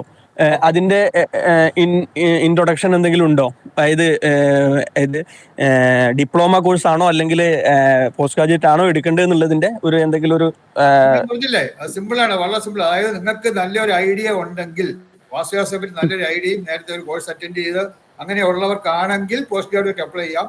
കാര്യമായ ഒരു ഐഡിയ ഇല്ലാത്ത, എനിക്ക് നിങ്ങൾ പറയുന്നത് കേട്ട് നിങ്ങൾക്ക് ചെറിയ ഐഡിയ ഉള്ള ആളാണെന്നാണ് ഞാൻ വിശ്വസിക്കുന്നത്. അപ്പൊ അങ്ങനെ ഒരു ബേസിക് ഐഡിയ ഉള്ളവർക്ക് ഡയറക്റ്റ് ആയിട്ട് പോസ്റ്റ് ഗ്രാജുവേറ്റ് ഡിപ്ലോമ കോഴ്സ് ചേരാം. മനസ്സിലാക്കാൻ സാധിക്കും. യാതൊരു ഐഡിയ എന്റെ ചോദ്യം ഇതേ ഉള്ളൂ. എന്റെ ചോദ്യം ശ്രദ്ധിക്കുക, പേര് അഖിലേഷ് പറഞ്ഞ ശ്രദ്ധിക്കുക. യാതൊരു ബേസിക് ഐഡിയ ഇല്ലാത്ത ഒരാള്, ഈ ശാസ്ത്രത്തെ പറ്റി ഒരു ഐഡിയ ഇല്ലാത്ത ഒരാള് പോസ്റ്റ് ഗ്രാജുവേറ്റ് ഡിപ്ലോമ കോഴ്സ് ചേർന്ന് കഴിഞ്ഞാൽ അവർക്ക് ഇത് മനസ്സിലാക്കുന്നതിന് കുറച്ച് പ്രയാസം ഉണ്ടാകും. അതിന്റെ സംശയം ചോദിച്ചു. ഞാൻ വാസ്തുശാസ്ത്രമായിട്ട് ഞാൻ ആർക്കിടെക്ട് കഴിഞ്ഞാണ്, ബിടെക് ആർക്കിടെക്ട് ആണ്. ഓൾറെഡി ഇതെല്ലാം കുറച്ചൊക്കെ പഠിച്ചിട്ട് ഇരുന്നതാണ്. ഞാൻ ചോദിച്ചത്, എനിക്ക് ഇപ്പം നമ്മളുടെ ഇപ്പൊ നാലുകെട്ടോ മറ്റു കാര്യങ്ങളിലൊക്കെ വരുന്നത്, ക്ഷേത്രങ്ങളുടെ ഡിസൈനൊക്കെ വരുന്നത് നമ്മളുടെ മനുഷ്യാലയ ചന്ദ്രികയിലൊക്കെ കുറെ വ്യക്തമായിട്ട് പറയുന്നുണ്ട്. ഞാൻ ചോദിച്ചത് അതല്ലാതെ ഭാരതീയ വാസ്തുശാസ്ത്രവുമായിട്ട് ബന്ധപ്പെട്ടിട്ട് പഠിപ്പിക്കുന്നുണ്ടോ, അല്ലെങ്കിൽ അതാണോ ഊന്നൽ കൊടുക്കുന്നത്? ബേസിക് കോഴ്സിൽ വരുന്നതില് മിക്കവാറും ഒരു 90% ഭാരതീയ വാസ്തുശാസ്ത്ര പ്രകാരമുള്ളതാണ്. 90% ബേസിക് കോഴ്സിൽ പഠിപ്പിക്കുന്നത്. 90, കാരണം അതിനകത്തുള്ള ഇപ്പൊ ഒരു ഉദാഹരണത്തിന്, ഒരു വീട്ടില് താമസിക്കുന്നവർക്ക് സാമ്പത്തികമായ ഇപ്പൊ ആയം വ്യയം രണ്ട് കാര്യങ്ങളുണ്ട്. ആയം എന്ന് വെച്ചാൽ എന്താണ്, വ്യയം എന്ന് വെച്ചാൽ എന്താണ്, എങ്ങനെ കണ്ടുപിടിക്കുക ആയം വ്യയം. അപ്പൊ അങ്ങനെ ആയത്തേക്കാൾ വ്യയം കൂടിക്കഴിഞ്ഞാൽ വ്യയാധിക്യ ദോഷം, വരവിനേക്കാൾ കൂടി ചെലവ് വരികയും സാമ്പത്തികമായി ബുദ്ധിമുട്ടുണ്ടാകുകയും ചെയ്യും. ഇതൊക്കെ ഭാരതീയ വാസ്തുശാസ്ത്രമുള്ളതാണ്. അതുപോലെ ഭാരതീയ വാസ്തുശാസ്ത്ര പ്രകാരം ഒരു മുറിയുടെ ചുറ്റളവ് മോശമാണ്. ഇപ്പൊ നമ്മൾ കേട്ടുകാണും, മരണച്ചുറ്റത്തൊക്കെ കേട്ടുകയാണ്. എന്താണ് ഈ മരണച്ചുറ്റ്? ഈ ഒരു മുറിയുടെ ചുറ്റളവ് മരണച്ചുറ്റാണെങ്കിൽ അതിനെ എങ്ങനെ ഒരു കബോർഡൊക്കെ ചെയ്ത് ശരിയാക്കുക, അത് ഭാരതീയ വാസ്തുശാസ്ത്രമുള്ളതാണ്. എങ്ങനെ കറക്റ്റ് ചെയ്യാം, ഈ കാര്യങ്ങളൊക്കെ ഭാരതീയ വാസ്തുശാസ്ത്രമുള്ള കാര്യങ്ങളാണ്. അപ്പൊ അത് ഏതാണ്ട് 90% ഭാരതീയ വാസ്തുശാസ്ത്ര പ്രകാരമാണ് ഇത് പോകുന്നത്. അല്ല ഞാൻ അതാ ഞാൻ ഒന്നുകൂടി വ്യക്തമാക്കിയതിനെ. ഇപ്പം കണക്ക് ഒരു വീടിന്റെ ആയവും വ്യായവും ഒക്കെ നോക്കി അല്ലെങ്കിൽ അത് മരണച്ചുറ്റിലാണോ മധ്യമത്തിലാണോ ഉത്തമത്തിലാണോ എന്നൊക്കെ ഉള്ളത് കുറച്ച് അറിയാം, കുറച്ചൊക്കെ പഠിച്ചിട്ടുണ്ട്.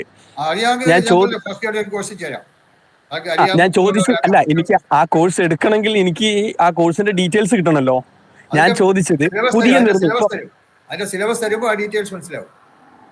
സിലബസ് തരുമ്പോൾ ഡീറ്റെയിൽസ് അത് ചേർന്നതിന് ശേഷമാണോ സിലബസ് തരിക? അല്ലല്ല, ക്ലാസ്സിൽ തരും. ഞാൻ ഇന്നിപ്പോ സമയം കിട്ടുമെന്ന് എനിക്ക് സംശയമുണ്ട്. സമയം കിട്ടുകയാണെങ്കിൽ ഇന്ന് തന്നെ തരും. പിന്നെ ഡിപ്ലോമ കോഴ്സിന്റെ ക്ലാസ് വരുമ്പോൾ ഡിപ്ലോമ കോഴ്സിന്റെ സിലബസ് തരും. പോസ്റ്റ് ഗ്രാജുവേറ്റ് ഡിപ്ലോമ കോഴ്സിന്റെ ക്ലാസ്സിൽ പോസ്റ്റ് ഗ്രാജുവേറ്റ് ഡിപ്ലോമ കോഴ്സിന്റെ സിലബസ് തരും. ഓക്കെ. അപ്പൊ ഇതിന്റെ ഇനിയിപ്പോ സർട്ടിഫിക്കറ്റിന്റെ കാര്യങ്ങളിൽ ഇപ്പൊ കേന്ദ്ര ഗവൺമെന്റ് ആണെന്ന് പറഞ്ഞു. അത് യൂസ് എങ്ങനെയാണ് ലാലുമായിട്ട് സംസാരിക്കണം. എനിക്ക് ഒഫീഷ്യൽ കാര്യങ്ങൾ അതുപോലെ അങ്ങനെയുള്ള കാര്യങ്ങളൊക്കെ ഡയറക്ടർ ശ്രീ ടി പി ലാലുമായിട്ട് സംസാരിക്കാം. ഓക്കെ. അപ്പോ ഈ ഡിപ്ലോമ, അതായത് ബേസിക് കോഴ്സ് അല്ല, അഡ്വാൻറ്റേജ് ആയിട്ടുള്ളതാണ് എടുക്കേണ്ടത് അല്ലേ? ഒരു ഐഡിയ ഉണ്ടെന്ന് പറഞ്ഞതുകൊണ്ട് നിങ്ങൾക്ക് നേരിട്ട് തന്നെ എടുക്കാൻ പറ്റും. പോസ്റ്റ് ഗ്രാജുവേറ്റ് കോഴ്സ് എടുക്കാൻ പറ്റും. ഓക്കെ. കാരണം എന്താ പറയുക, ഞങ്ങൾ പുതിയ വീടുകള്, പുതിയ പ്ലാന്റുകള്, പുതിയ ടൗൺഷിപ്പ് ഒക്കെയാണ് ഞങ്ങൾ കൂടുതൽ ഡിസൈൻ ചെയ്യുന്നതും അത് ഉണ്ടാക്കുന്നതും. അപ്പൊ ഞങ്ങൾക്ക് വാസ്തുവിന്റെ ഇത് അപ്ലൈ ചെയ്യാൻ പറ്റും. അതൊക്കെ അപ്ലൈ ചെയ്യുന്നുണ്ട്. ഇപ്പൊ നിലവിൽ ഞങ്ങൾ ഡിസൈൻ ചെയ്യുന്ന സമയത്തോ അല്ലെങ്കിൽ അത് ആയവും വ്യായവും അങ്ങനത്തെ കാര്യങ്ങളൊക്കെ അസംബ്ലി ചെയ്യുന്നുണ്ട്. ഞാൻ ചോദിച്ചത് അപ്പൊ ഞാൻ പറഞ്ഞുതരാം. ഞാൻ കഴിഞ്ഞ ദിവസം ഒരു സർവേ ആയിട്ട് ബന്ധപ്പെട്ടുകൊണ്ട് പുരി ക്ഷേത്രവും അതേമാതിരി കൊണാർക്ക് ക്ഷേത്രത്തിന്റെ ഒരു സർവേക്ക് പോയി, ക്ഷേത്രവുമായിട്ട് ബന്ധപ്പെട്ടിട്ട്.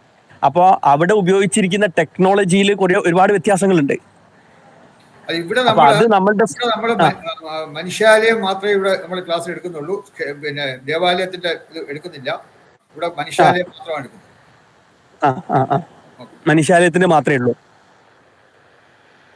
അത് തന്നെ. അത് ഞാൻ കഴിഞ്ഞ പിന്നെ അതിന്റെ നേരത്തെ ഇൻട്രൊഡക്ഷൻ ക്ലാസ്സിൽ പറഞ്ഞതാണ്. കാരണം 4 ഗ്രന്ഥങ്ങളാണ് ഇവിടെ ഞാൻ ഫോളോ ചെയ്യുന്ന 4 ഗ്രന്ഥങ്ങളാണ്. ഒന്ന് നേരത്തെ പറഞ്ഞ കേരളത്തിൽ ഏറ്റവും കൂടുതലായിട്ട് ഫോളോ ചെയ്യുന്ന മനുഷ്യാലയ ചന്ദ്രിക, 2 മയമതം, 3 മാനസാര, 4 ബൃഹസംഹിത.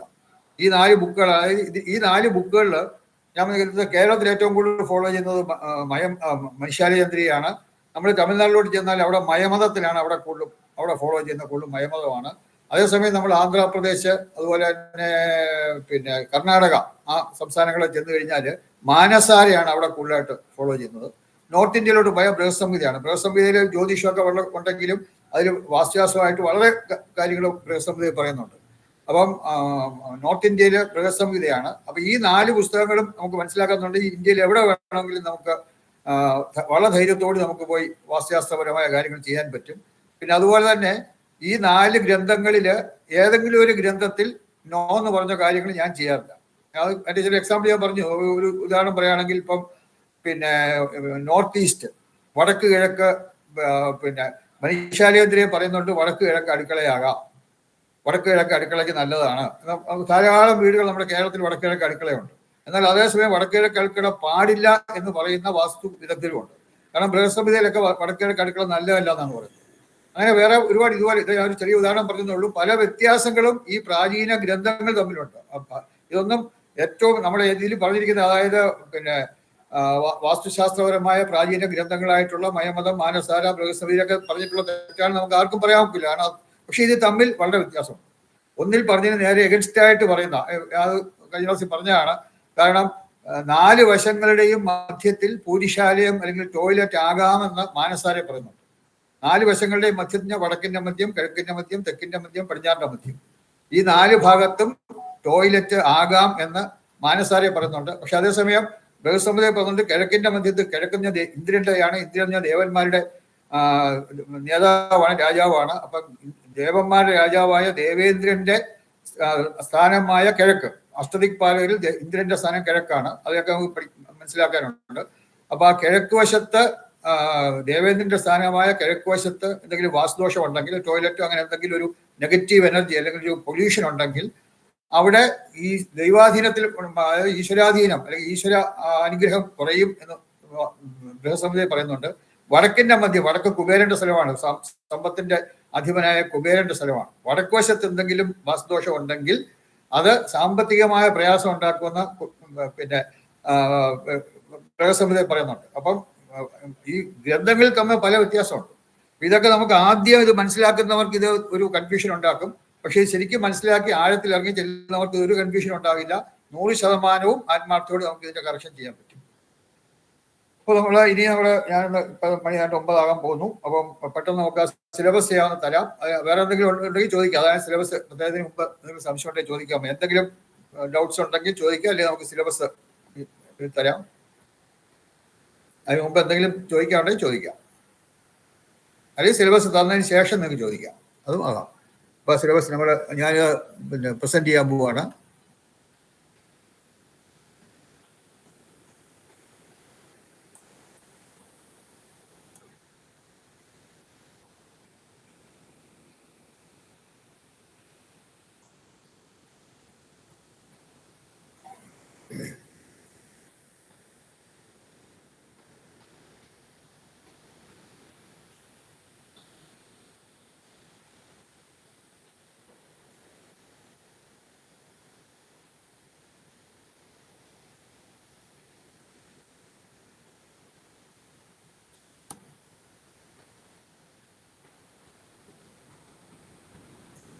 ഈ ഭാരതീയ വാസ്തു ജ്യോതിഷ പഠനശാലയാണ് ഈ ക്ലാസ്സുകൾ ഇതിൻ്റെ നമ്മളിപ്പോൾ ചെയ്യുന്ന ഈ പ്രോഗ്രാം പോസ്റ്റ് ഗ്രാജുവേറ്റ് ഡിപ്ലോമ കോഴ്സാണ് വാസ്തുശാസ്ത്രത്തിലെ 2024 തുടങ്ങുന്നതാണ്. പക്ഷെ നമ്മൾ കൂടുതലും 25-ലായിരിക്കും. ഈ ഒരു മാസം കഴിയുമ്പോൾ 24 തീരും.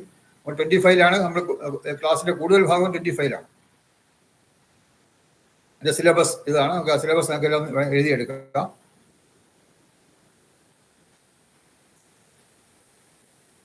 അധ്യായം 1 ആദ്യത്തെ ചാപ്റ്റർ 1 അത് റിവിഷനാണ്. കാരണം ഡിപ്ലോമ കോഴ്സിൽ പഠിച്ച കാര്യങ്ങളൊക്കെ പ്രധാനപ്പെട്ട എല്ലാം കംപ്ലീറ്റ് അതുപോലെ നമുക്ക് റിവൈസ് ചെയ്യാൻ ഒക്കില്ല.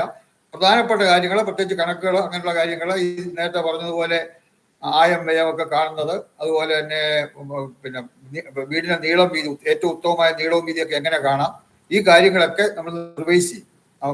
ഡിപ്ലോമ കോഴ്സിൽ പഠിച്ച പ്രധാനപ്പെട്ട കാര്യങ്ങളെല്ലാം നമ്മൾ ഒന്ന് റിവിഷൻ. അതുകൊണ്ട് ആദ്യത്തെ ചാപ്റ്റർ റിവിഷനാണ്. കാരണം ഇതിനകത്ത് ഈ ബേസിക് കോഴ്സൊക്കെ, ഈ ഡിപ്ലോമ കോഴ്സൊക്കെ കുറച്ച് നേരത്തെ പഠിച്ചവർ ഉള്ളവരെ കാണും. അവർക്ക് ചിലപ്പം എല്ലാം ഓർമ്മ കാണുന്നില്ല. അപ്പോൾ അതിനൊരു ഓർമ്മ പുതുക്കൽ കൂടെ ഈ റിവിഷൻ വരും. ഇവിടെ തന്നെ ഡിപ്ലോമ കോഴ്സ് പഠിച്ചവർ ഈ പോസ്റ്റ് ഗ്രാജുവേറ്റ് ഡിപ്ലോമ കോഴ്സിൽ കാണും. അപ്പോൾ അങ്ങനെയുള്ളവർക്ക് നേരത്തെ പഠിച്ചതൊക്കെ ഒന്നൊരു ഓർമ്മ പുതുക്കാൻ ഈ റിവിഷൻ സഹായിക്കും. എഴുതുന്നതായിരിക്കുന്നു. അതുപോലെ ആദ്യം എടുക്കുന്നത് റിവിഷൻ കഴിഞ്ഞിട്ട് റിവിഷനിൽ തന്നെ ഉള്ളതാണ്. ആ റിവിഷനിൽ തന്നെ ഉള്ളതാണ് വീതി ലക്ഷണങ്ങളും ഫലങ്ങളും. ഇത് വളരെയധികം പ്രയോജനകരമായ ഒരു കാര്യമാണ്. കാരണം നമുക്ക് ചരിവ്, ഒരു നിമ്നോന്നതി എന്ന് പറയും, ഒരു പുരയിടത്തിന്റെ ചരിവ്, നിമ്നോന്നതി. നിമ്നം എന്ന് പറഞ്ഞാൽ താഴ്ച, ഉന്നതി എന്ന് പറഞ്ഞാൽ ഉയർച്ച. അങ്ങനെ നിമ്നോന്നതി, അതായത് ഏത് ഭാഗം താന്നും, ഒരു ഉദാഹരണത്തിന് കിഴക്ക് വശം താന്നും പടിഞ്ഞാറ് വശം പൊങ്ങിയുള്ള ഒരു ഭൂമി വളരെ നല്ലതാണ്. അതുപോലെ അതേസമയം തിരിച്ചാണെങ്കിൽ കിഴക്ക് വശം പൊങ്ങിയും പടിഞ്ഞാറ് വശം താന്നുമുള്ള ഭൂമി ദോഷകരമാണ്. അപ്പൊ ഇങ്ങനെയുള്ള ദോഷങ്ങളൊക്കെ 20 തരത്തിലുള്ള ഈ നിമ്നോന്നതി അനുസരിച്ച്, ഭൂമിയുടെ നിമ്നോന്നതി അനുസരിച്ച് ഭൂമിയെ 20 തിരിച്ചിട്ടുണ്ട്. 20 തരം ഭൂമിയുണ്ട് ഈ ചായ്വ് അല്ലെങ്കിൽ ഈ നിമ്നോന്നതി അനുസരിച്ച്. അപ്പൊ ആ 20 നമുക്ക് ഡിപ്ലോമ കോഴ്സ് പഠിച്ചതാണ്. ഈ 20 തരത്തിലുള്ള ഭൂമിയും പഠിച്ചതാണ്. പക്ഷെ ഈ 20 കുറെയൊക്കെ ഗുണകരമായ, ഉദാഹരണത്തിൽ കിഴക്ക് താന്നും പടിഞ്ഞാറ് പൊങ്ങിയും നല്ലതാണ്. അതുപോലെ കുറെയൊക്കെ ദോഷമാണ്. പടിഞ്ഞാറ് താന്നും കിഴക്ക് പൊങ്ങിയിരിക്കുന്ന ദോഷമാണ്. അപ്പൊ ചില ചായ്വൊക്കെ ദോഷവും ചില ചായ്വുകളൊക്കെ ഗുണകരവുമാണ്. അപ്പൊ ഇതില് ഇങ്ങനെയുള്ളതിനകത്ത് 100% ഗുണങ്ങൾ മാത്രം എടുത്തുകൊണ്ട് ഒരു ദോഷവും ഇല്ലാതെ നമുക്ക് ലാൻഡ്സ്കേപ്പ് ചെയ്യാൻ പറ്റും. അതാണ് അടുത്തിടെ വീതി ലക്ഷണങ്ങളും ഫലങ്ങളും കഴിഞ്ഞതിന് ശേഷം ലാൻഡ്സ്കേപ്പിംഗ്.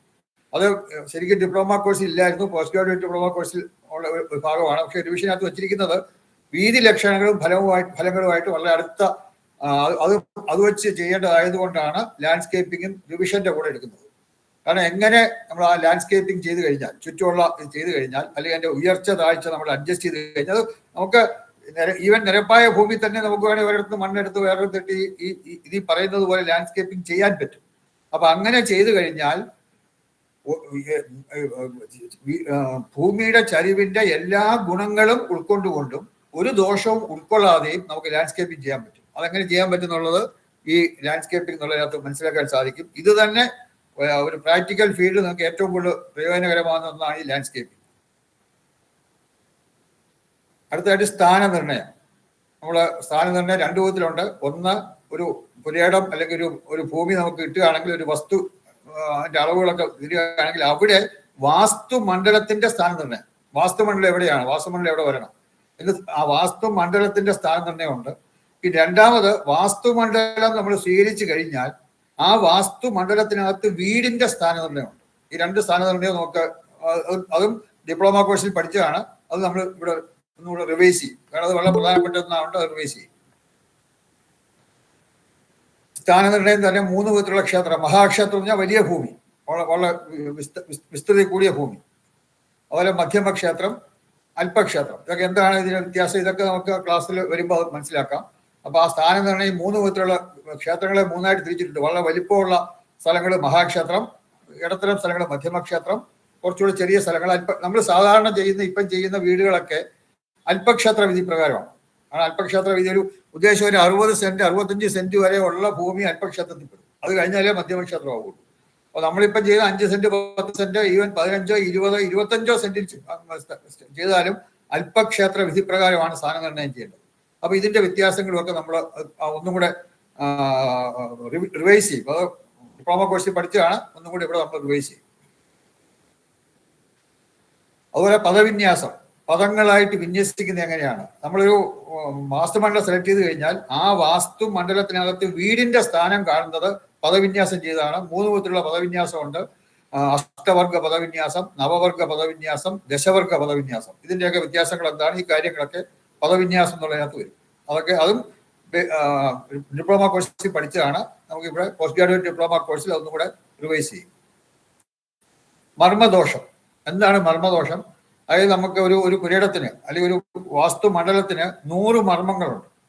അതെങ്ങനെയാണ് ഈ മർമ്മങ്ങൾ കാണുന്നതൊക്കെ നമുക്ക് മനസ്സിലാക്കാം. ഈ 100 മർമ്മങ്ങളിൽ ഏതെങ്കിലും മർമ്മത്തിന്റെ മുകളിൽ ഭിത്തിയോ തൂണോ വന്നാൽ അതിന് മർമ്മദോഷമുണ്ട്. മർമ്മദോഷം എന്ന് പറയും. മർമ്മദോഷം തന്നെ വേറെ ഇതുകൂടെ, അതായത് മഹാമർമ്മദോഷമുണ്ട്. 100 മർമ്മങ്ങൾ ഉള്ളതിൽ 4 മർമ്മങ്ങളെ മഹാമർമ്മങ്ങൾ എന്ന് പറയും. എങ്ങനെയാണ് ഈ മഹാമർമ്മങ്ങൾ കണ്ടുപിടിക്കുന്നത് അത് നമുക്ക് പഠിക്കണം. അത് ഡിപ്ലോമ കോഴ്സിനെ പഠിക്കുന്നതാണ്. ഇവിടെ നമ്മൾ റിവൈസ് ചെയ്യും. എങ്ങനെയാണ് ഈ മർമ്മങ്ങൾ കണ്ടുപിടിക്കുന്നത്, ഈ 4 മഹാമർമ്മങ്ങൾ കണ്ടുപിടിക്കുന്നത് എങ്ങനെയാണ്. ആ മഹാമർമ്മങ്ങൾക്ക് ദോഷം വന്നാൽ അത് മഹാദോഷമാണ്. ദോഷത്തെ മൂന്നായിട്ട് തിരിച്ചിട്ടുണ്ട് ദോഷങ്ങളെ. അതായത് പിന്നെ നിസാര ദോഷം, സാമാന്യ ദോഷം, മഹാദോഷം. അപ്പൊ അതില് ഈ മഹാമർമ്മത്തിന്റെ മുകളിൽ ഭിത്തിയോ തൂണോ വന്നാൽ അത് മഹാദോഷമാണ്.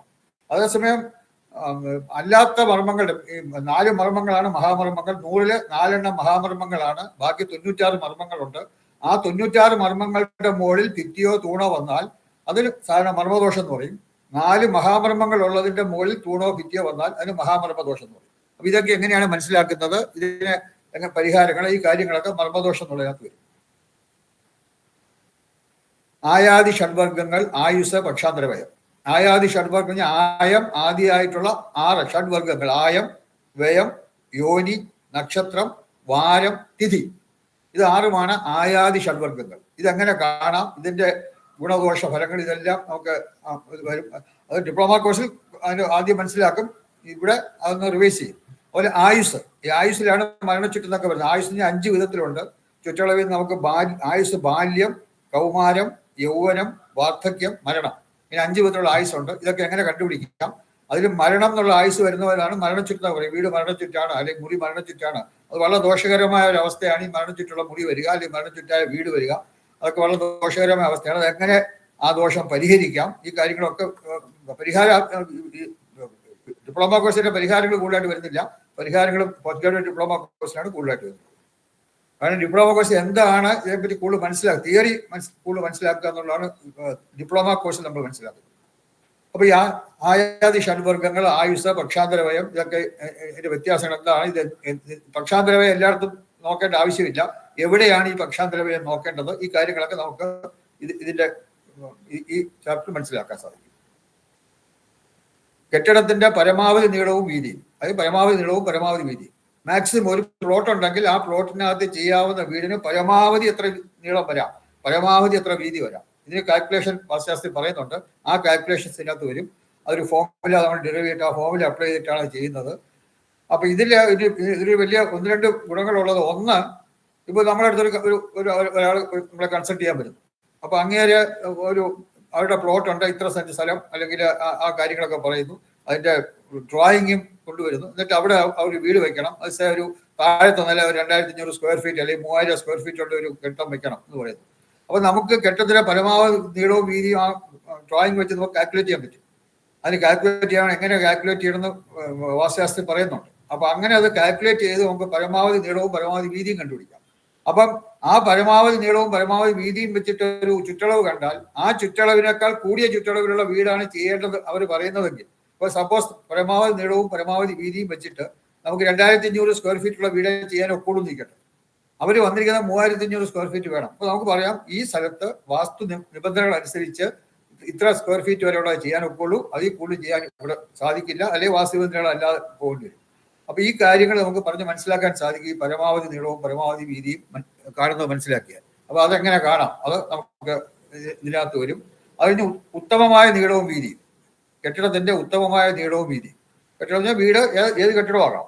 അതായത് നമുക്കിപ്പോൾ 2000 സ്ക്വയർ ഫീറ്റ് അല്ലെങ്കിൽ 3000 സ്ക്വയർ ഫീറ്റ് അല്ലെങ്കിൽ 3000 ചതുരശ്രടി വിസ്തീർണമുള്ളൊരു വീടാണെങ്കിൽ ആ വീടിന് ഏറ്റവും ഉത്തമമായ നീളം എത്രയാണ്, ഏറ്റവും ഉത്തമമായ വീതി എത്രയാണ്. ഒരു ചെറിയ ഉദാഹരണം പറയാം. യോനി എന്ന് പറഞ്ഞ ഒരു യോനിയെ പറ്റിയൊക്കെ നിങ്ങൾ പോസ്റ്റ് ഗ്രാജുവേറ്റ് ഡിപ്ലോമ കോഴ്സുള്ളവർക്ക് അറിയാമായിരിക്കും. ഒരു ബേസിക്കലായിട്ട് വരുന്നതാണ് യോനി. ഒരു വീടിന്റെ അല്ലെങ്കിൽ ഒരു കെട്ടിടത്തിന്റെ യോനി കെട്ടിടത്തിന്റെ പ്രാണനാണെന്നാണ്. ഒരു വീടിനെ സംബന്ധിച്ചിടത്തോളം അല്ലെങ്കിൽ ഒരു കെട്ടിടത്തിനെ സംബന്ധിച്ചിടത്തോളം ആ വീടിന്റെ അല്ലെങ്കിൽ ആ കെട്ടിടത്തിന്റെ പ്രാണനാണ് യോനി. അപ്പൊ ആ യോനി അനുസരിച്ച് ഓരോ യോനിയിലുള്ള വീടുകൾക്ക് ഉത്തമമായ നീളവും വീതിയുണ്ട്. ഇപ്പൊ കിഴക്കോട്ട് ഫേസ് ചെയ്യുന്ന വീടിനുള്ള അളവുകളല്ല പടിഞ്ഞാറോട്ട് ഫേസ് ചെയ്യുന്ന വീടിന്, അതുപോലെ തെക്കോട്ട് ഫേസ് ചെയ്യുന്ന വീടിന്, വടക്കോട്ട്, ഇതിനൊക്കെ പ്രത്യേക നിയമങ്ങൾ വാസ്തുശാസ്ത്രി പറയുന്നുണ്ട് ഇതിന്റെയൊക്കെ അളവുകൾ കണ്ടുപിടിക്കാൻ. അപ്പൊ അളവുകൾ കണ്ടുപിടിക്കുന്ന ആ ഉത്തമമായ നീളവും വീതിയും കണ്ടുപിടിക്കുന്നത് ഈ യോനി ഞാൻ പറഞ്ഞതിന്റെ കാരണം എന്ന് വെച്ചാൽ, ഇപ്പം പിന്നെ നമുക്ക് ഒരു യോനിയിൽ ഒരു വീടിന്റെ ചുറ്റളവ്, ഒരു വീട് അല്ലെങ്കിൽ ഏത് കെട്ടിടവും, വീടെന്ന് ഞാൻ പറഞ്ഞത് എനി ബിൽഡിംഗ്, അതിന്റെ ചുറ്റളവ് എടുത്തു കഴിഞ്ഞാൽ ആ ചുറ്റളവിൽ നിന്നും നമുക്ക് യോനി കണ്ടുപിടിക്കാൻ പറ്റും.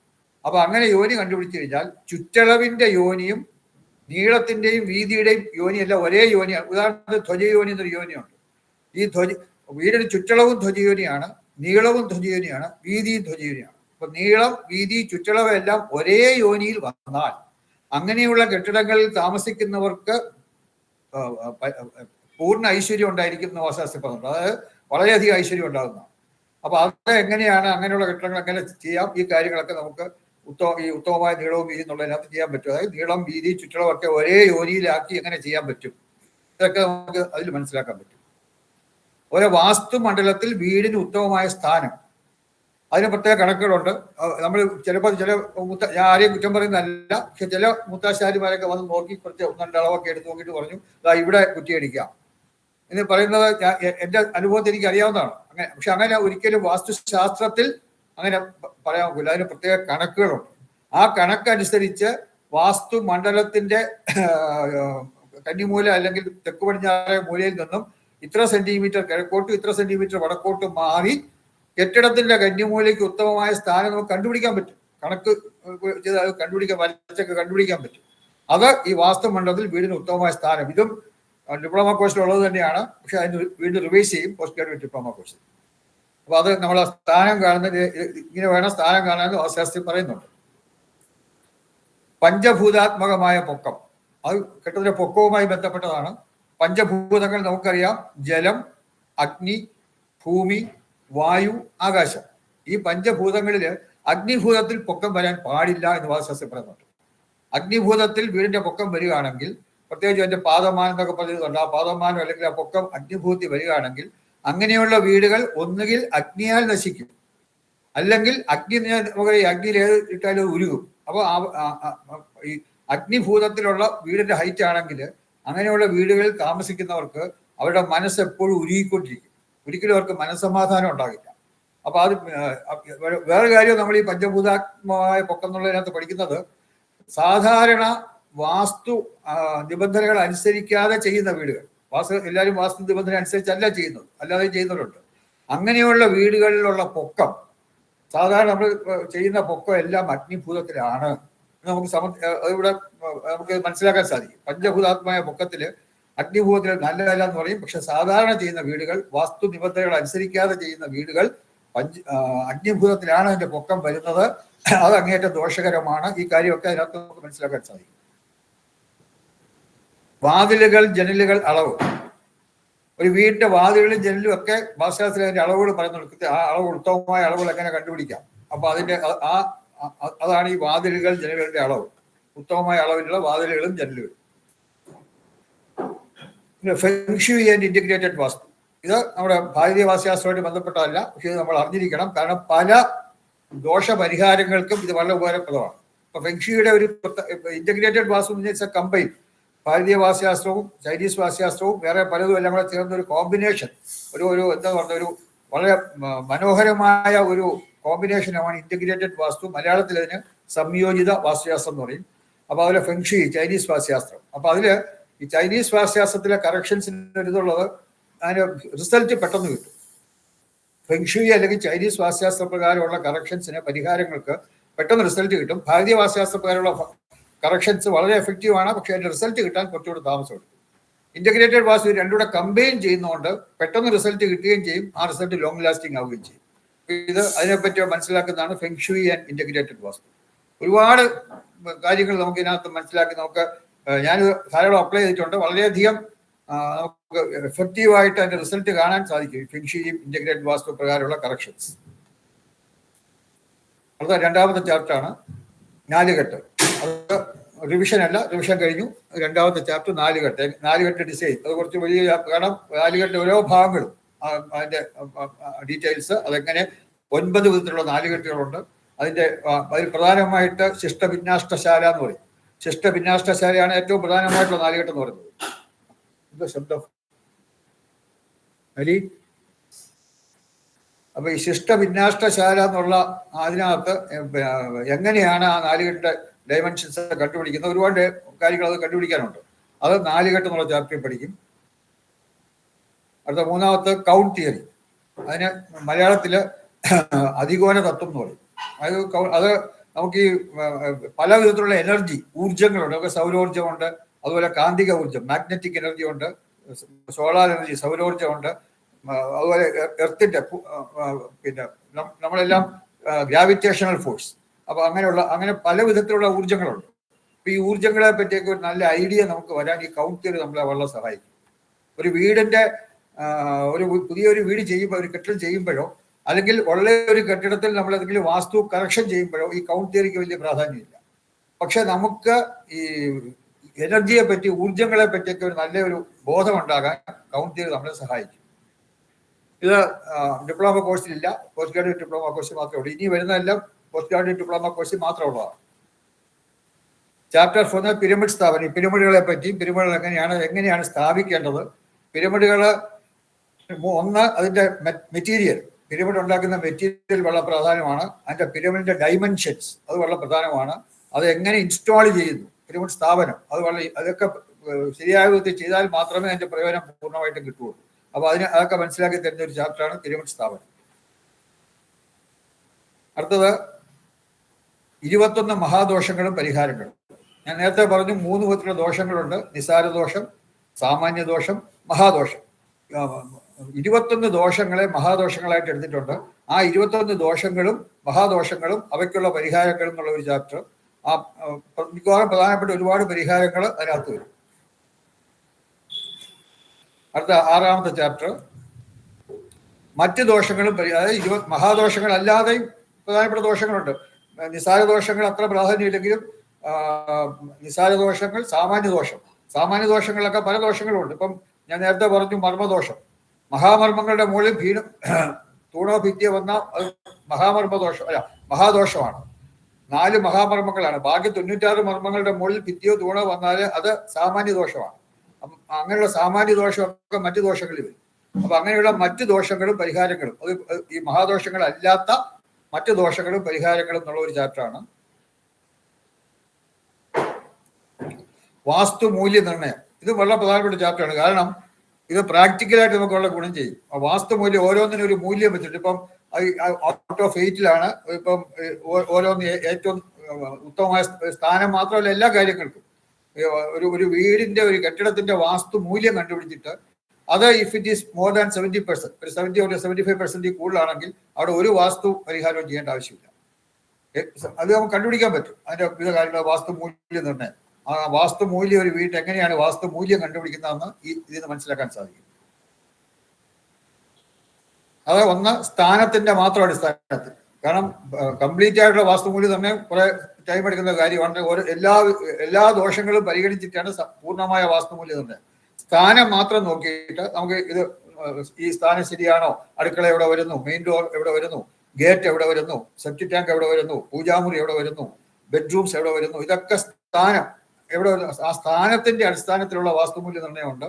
പിന്നെ പൂർണ്ണമായ വാസ്തുമൂല്യ നിർണ്ണയമുണ്ട്. അത് കുറച്ച് ഇവിടെ ഡീറ്റെയിൽ ആയിട്ട് പോകുന്ന ഒരു ഇതാണ് പൂർണ്ണമായ വാസ്തുമൂല്യ നിർണ്ണയം. അടുത്തത് ഗുണദോഷ പരിചിന്തനം. അപ്പോൾ ഒരു ഡ്രോയിങ് അല്ലെങ്കിൽ ഒരു വീടിനെ നമുക്ക് കിട്ടിക്കഴിഞ്ഞാൽ ആ വീട്ടിൽ എന്തെല്ലാം ഗുണങ്ങളുണ്ട്, എന്തെല്ലാം ദോഷങ്ങളുണ്ട്, ആ ഗുണങ്ങൾ എങ്ങനെ ദോഷങ്ങൾ എങ്ങനെ പരിഹരിക്കാം. ഗുണങ്ങൾ നല്ലതാണ്, അത് ഗുണങ്ങൾക്ക് ഒരു ആ ഗുണങ്ങളില്ലാതെ ഇപ്പോഴുള്ള ഗുണങ്ങൾ നമ്മൾ ഇല്ലാതാക്കാനും പാടില്ല. ഒരു വീട് നമ്മൾ ചെക്ക് ചെയ്യുമ്പോൾ ചിലപ്പോൾ അതിലെന്തെങ്കിലും കറക്ഷൻ ചെയ്യുമ്പോൾ ഇപ്പോൾ ഒരു ഉള്ള ഗുണം ചിലപ്പോൾ ഇല്ലാതാവും. ഒരു ഫോർ എക്സാമ്പിൾ, നമ്മൾ വീടിന്റെ ചിലപ്പം സർക്കംഫറൻസ് കുറച്ച് വലുതായി ചുറ്റളവ് കറക്റ്റ് ചെയ്യും. അപ്പൊ ചുറ്റളവ് ഒരു ദോഷം ഉണ്ടെങ്കിൽ ആ ചുറ്റളവ് സാധനം നമ്മൾ കുറയ്ക്കാറില്ല. കുറയ്ക്കണമെങ്കിൽ എവിടെയെങ്കിലും കട്ട് ചെയ്യണം.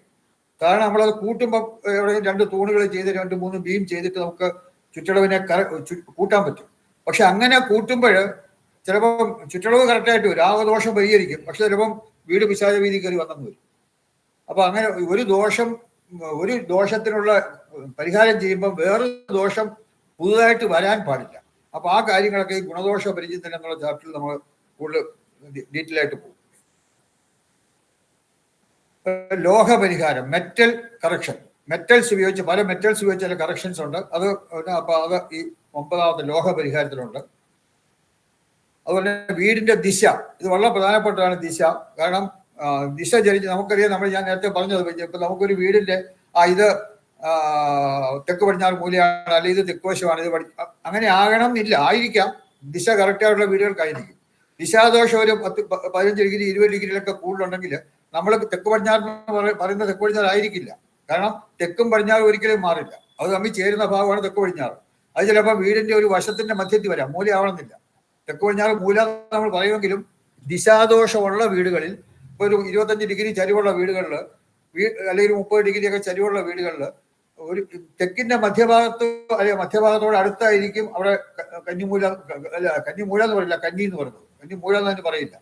കിഴക്ക് മൂല, തെക്ക് മൂല, പടിഞ്ഞാറ് മൂല, വടക്ക് മൂല എന്ന് പറയാം. അപ്പൊ അവിടെ മൂലകൾ വരുന്ന ചിലപ്പോൾ ദിശകളുടെ നേർക്കായിരിക്കും. അപ്പൊ അങ്ങനെ വരുന്നൊക്കെ ആ വീടിന്റെ ദിശയുമായി ബന്ധപ്പെട്ട കാര്യങ്ങളൊക്കെ ഈ ചാപ്റ്ററിൽ വളരെ ഡീറ്റെയിൽ ആയിട്ട് നമുക്ക് പഠിക്കാനുണ്ട്. വീടിന്റെ ദിശ. അടുത്തതായിട്ട് ആത്മീയ ഘടകങ്ങൾ, സ്പിരിച്വൽ ആയിട്ടുള്ള കുറെ കാര്യങ്ങൾ നമുക്ക് അറിഞ്ഞിരിക്കണം.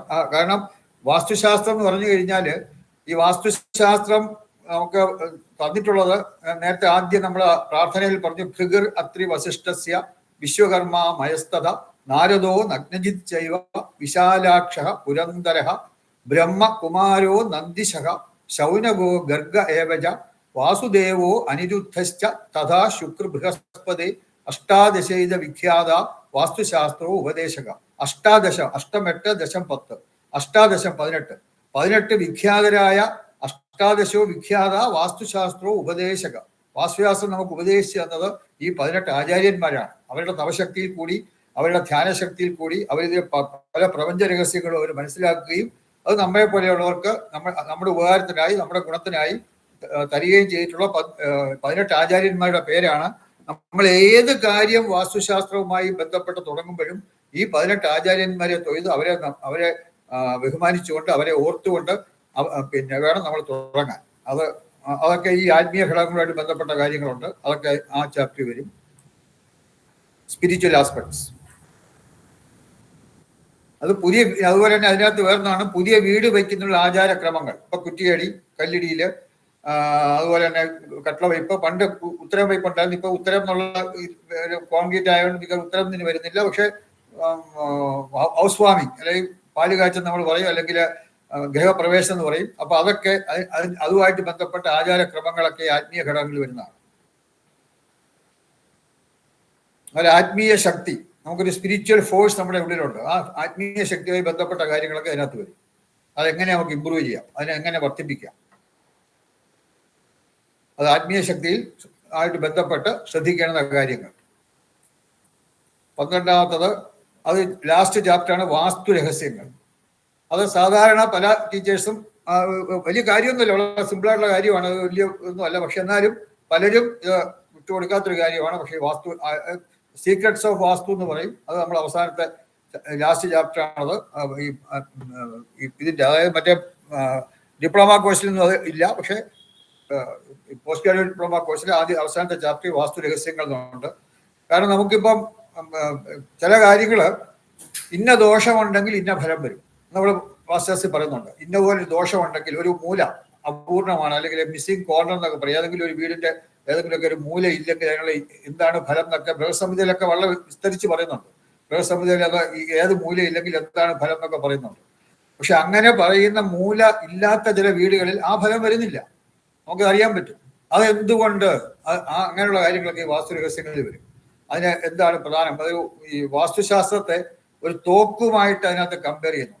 ഒരു ആ ഡീറ്റെയിൽ അതിന് ഇപ്പൊ നമ്മൾ പറയാൻ സമയമില്ല. അത് ഇപ്പൊ 9 കാലം ഇപ്പൊ വാസ്തു രഹസ്യങ്ങളെ പറ്റി ഇപ്പൊ കൂടുതൽ പറയുന്നില്ല. പക്ഷെ അത് അവസാനം നമുക്ക് മനസ്സിലാക്കും എങ്ങനെ വാസ്തുശാസ്ത്രത്തെ ഒരു തോക്കുമായിട്ട് താരതമ്യപ്പെടുത്താം.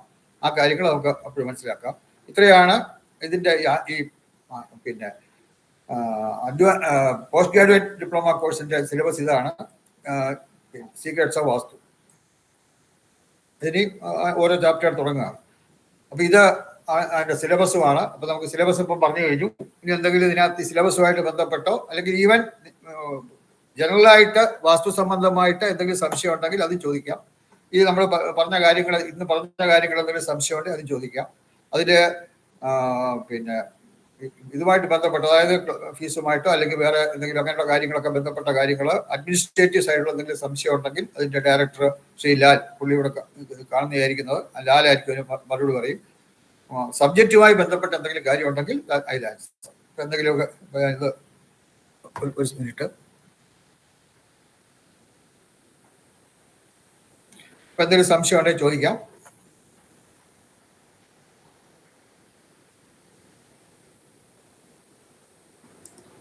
സർ നമസ്തേ.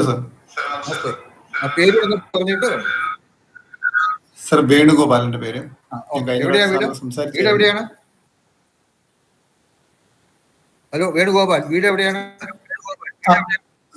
കേൾക്കുന്നില്ല. ഇപ്പൊ ഞാൻ അബുദാബിയിലാണ് സാർ. ഞാൻ ഓച്ചിറ, കായംകുളം. ഇവിടെ നാട്ടിലെവിടെയാ വീട്? നാട്ടില് ഓച്ചിറ, കായംകുളം ഓച്ചിറ. ഓക്കെ ഓക്കെ, പറയൂ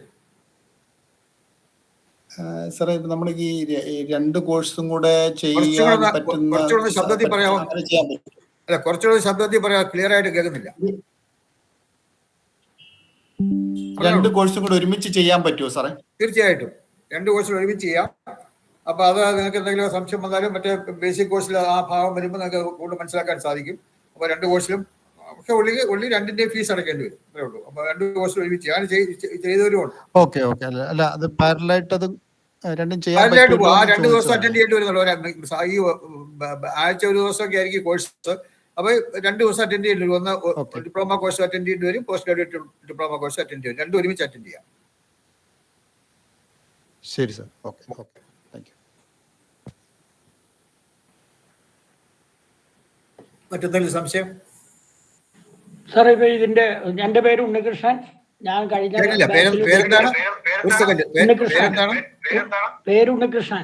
ഉണ്ണികൃഷ്ണൻ. ഓക്കെ, പറയൂ. ഞാൻ മരട്, എറണാകുളം. ഞാൻ കഴിഞ്ഞ ബാച്ചിലാണ് ഇപ്പൊ ഡിപ്ലോമ ചെയ്ത് കഴിഞ്ഞത്. അത് കഴിഞ്ഞു ഇപ്പൊ ഞാൻ ഇതിൽ ജോയിൻ ചെയ്യണം. അപ്പൊ നമ്മൾ ഇതിന്റെ അകത്ത് സാർ ഇപ്പൊ പറഞ്ഞല്ല, കോമ്പസ്, ടേപ്പ്, ഇതൊക്കെ എന്ന് പറയാം. കോമ്പസ് ഏത് എവിടുന്നാ വാങ്ങേണ്ട, ഏത് ബ്രാൻഡാണെന്നുള്ള അറിയാനായിട്ട്. അതിന് ശരിക്കും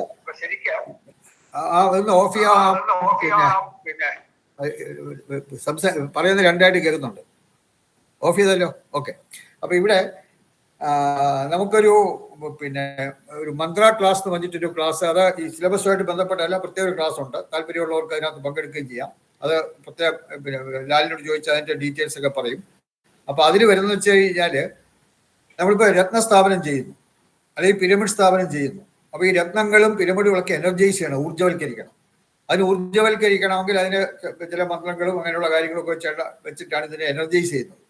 അപ്പൊ ഈ എനർജൈസിങ് മന്ത്രാസ് ഒക്കെ നിങ്ങൾ ഒരു പഠിച്ച് മനസ്സിലാക്കിയാൽ മാത്രമേ നമുക്ക് അത് ചെയ്യാൻ പോകുള്ളൂ. അപ്പൊ അതിന് ഈ മന്ത്ര ക്ലാസ് എന്ന് പറഞ്ഞിട്ട്, അല്ലെങ്കിൽ അതിന്റെ ആ ക്ലാസ് അറ്റൻഡ് ചെയ്യുന്നവർക്ക് മാത്രമേ മന്ത്രങ്ങൾ ഉപയോഗിച്ച് എനർജൈസ് ചെയ്യാൻ പാടുള്ളൂ. അപ്പൊ അതിൽ താല്പര്യമുള്ളവർക്ക്, എല്ലാവർക്കും നിർബന്ധമൊന്നുമില്ല, പക്ഷെ ഇത് താല്പര്യമുള്ളവർക്ക് ഈ പ്രത്യേകമായിട്ട് ക്ലാസ് വയ്ക്കും. ആ ക്ലാസ് അറ്റൻഡ് ചെയ്യുമ്പോൾ ഇതിന്റെ മന്ത്രങ്ങൾ ഇങ്ങനെയുള്ള കാര്യങ്ങളൊക്കെ നമുക്ക് അത് മനസ്സിലാക്കാൻ പറ്റും. ആ സംശയം ചോദിച്ചെന്താണ്, ഒന്നുകൂടെ ചോദിക്കാം. നമ്മുടെ കോമ്പസ് പറഞ്ഞില്ലേ സാർ? അപ്പൊ ഞാൻ പറഞ്ഞ കാരണം, ഈ ക്ലാസ്സില് നമുക്ക് കോമ്പസ് എല്ലാവർക്കും കൊടുക്കും. അത് ഒരു തിരുമേനി എനർജൈസ് ചെയ്ത് അവിടെ വെച്ചൊരു പൂജയൊക്കെ നടത്തി അതിന്റെ ആ കോമ്പസ് വിതരണം ഒക്കെ അവിടെ നടക്കും എല്ലാവർക്കും. അത് ശരിക്കും ഈ കോമ്പസ് പറഞ്ഞാൽ സാധാരണ മിക്കവാറും കാണുന്ന റൗണ്ട് ഷേപ്പിലുള്ള കോമ്പസ് ആണ്. ഈ റൗണ്ട് ഷേപ്പിലുള്ള കോമ്പസ് കറക്റ്റായിട്ട് നമുക്ക് ദിശാദോഷം കണ്ടുപിടിക്കാൻ പറ്റില്ല. അപ്പൊ അതിന് റെക്ടാങ്കുലർ ബേസ് ഉള്ള കോമ്പസ് ആണ്. അത് അങ്ങനെയുള്ള കോമ്പസ് ഉണ്ട്, റെക്ടാങ്കുലർ ബേസ് ഉള്ള കോമ്പസ് ഉണ്ട്. അത് ഇവിടെ ഈ മന്ത്ര ക്ലാസ് അറ്റൻഡ് ചെയ്യുന്നവർക്ക് ഇവിടുന്ന് തന്നെ കൊടുക്കും. അത് ആ ഡീറ്റെയിൽസ് ഒക്കെ എപ്പോഴായിരിക്കും, അങ്ങനെയുള്ള കാര്യങ്ങളൊക്കെ ലാലുമായിട്ട് കോൺടാക്ട് ചെയ്താൽ മതി. നമ്മുടെ ഡയറക്ടർ ശ്രീ TP ലാലുമായിട്ട് കോൺടാക്ട് ചെയ്ത് അദ്ദേഹമായിട്ട് ഡീറ്റെയിൽസ് ഒക്കെ പറയും. ക്ലിയർ ആയല്ലോ? സംശയം? ക്ലിയർ ആയി. ഓക്കെ. മറ്റൊന്നെങ്കിലും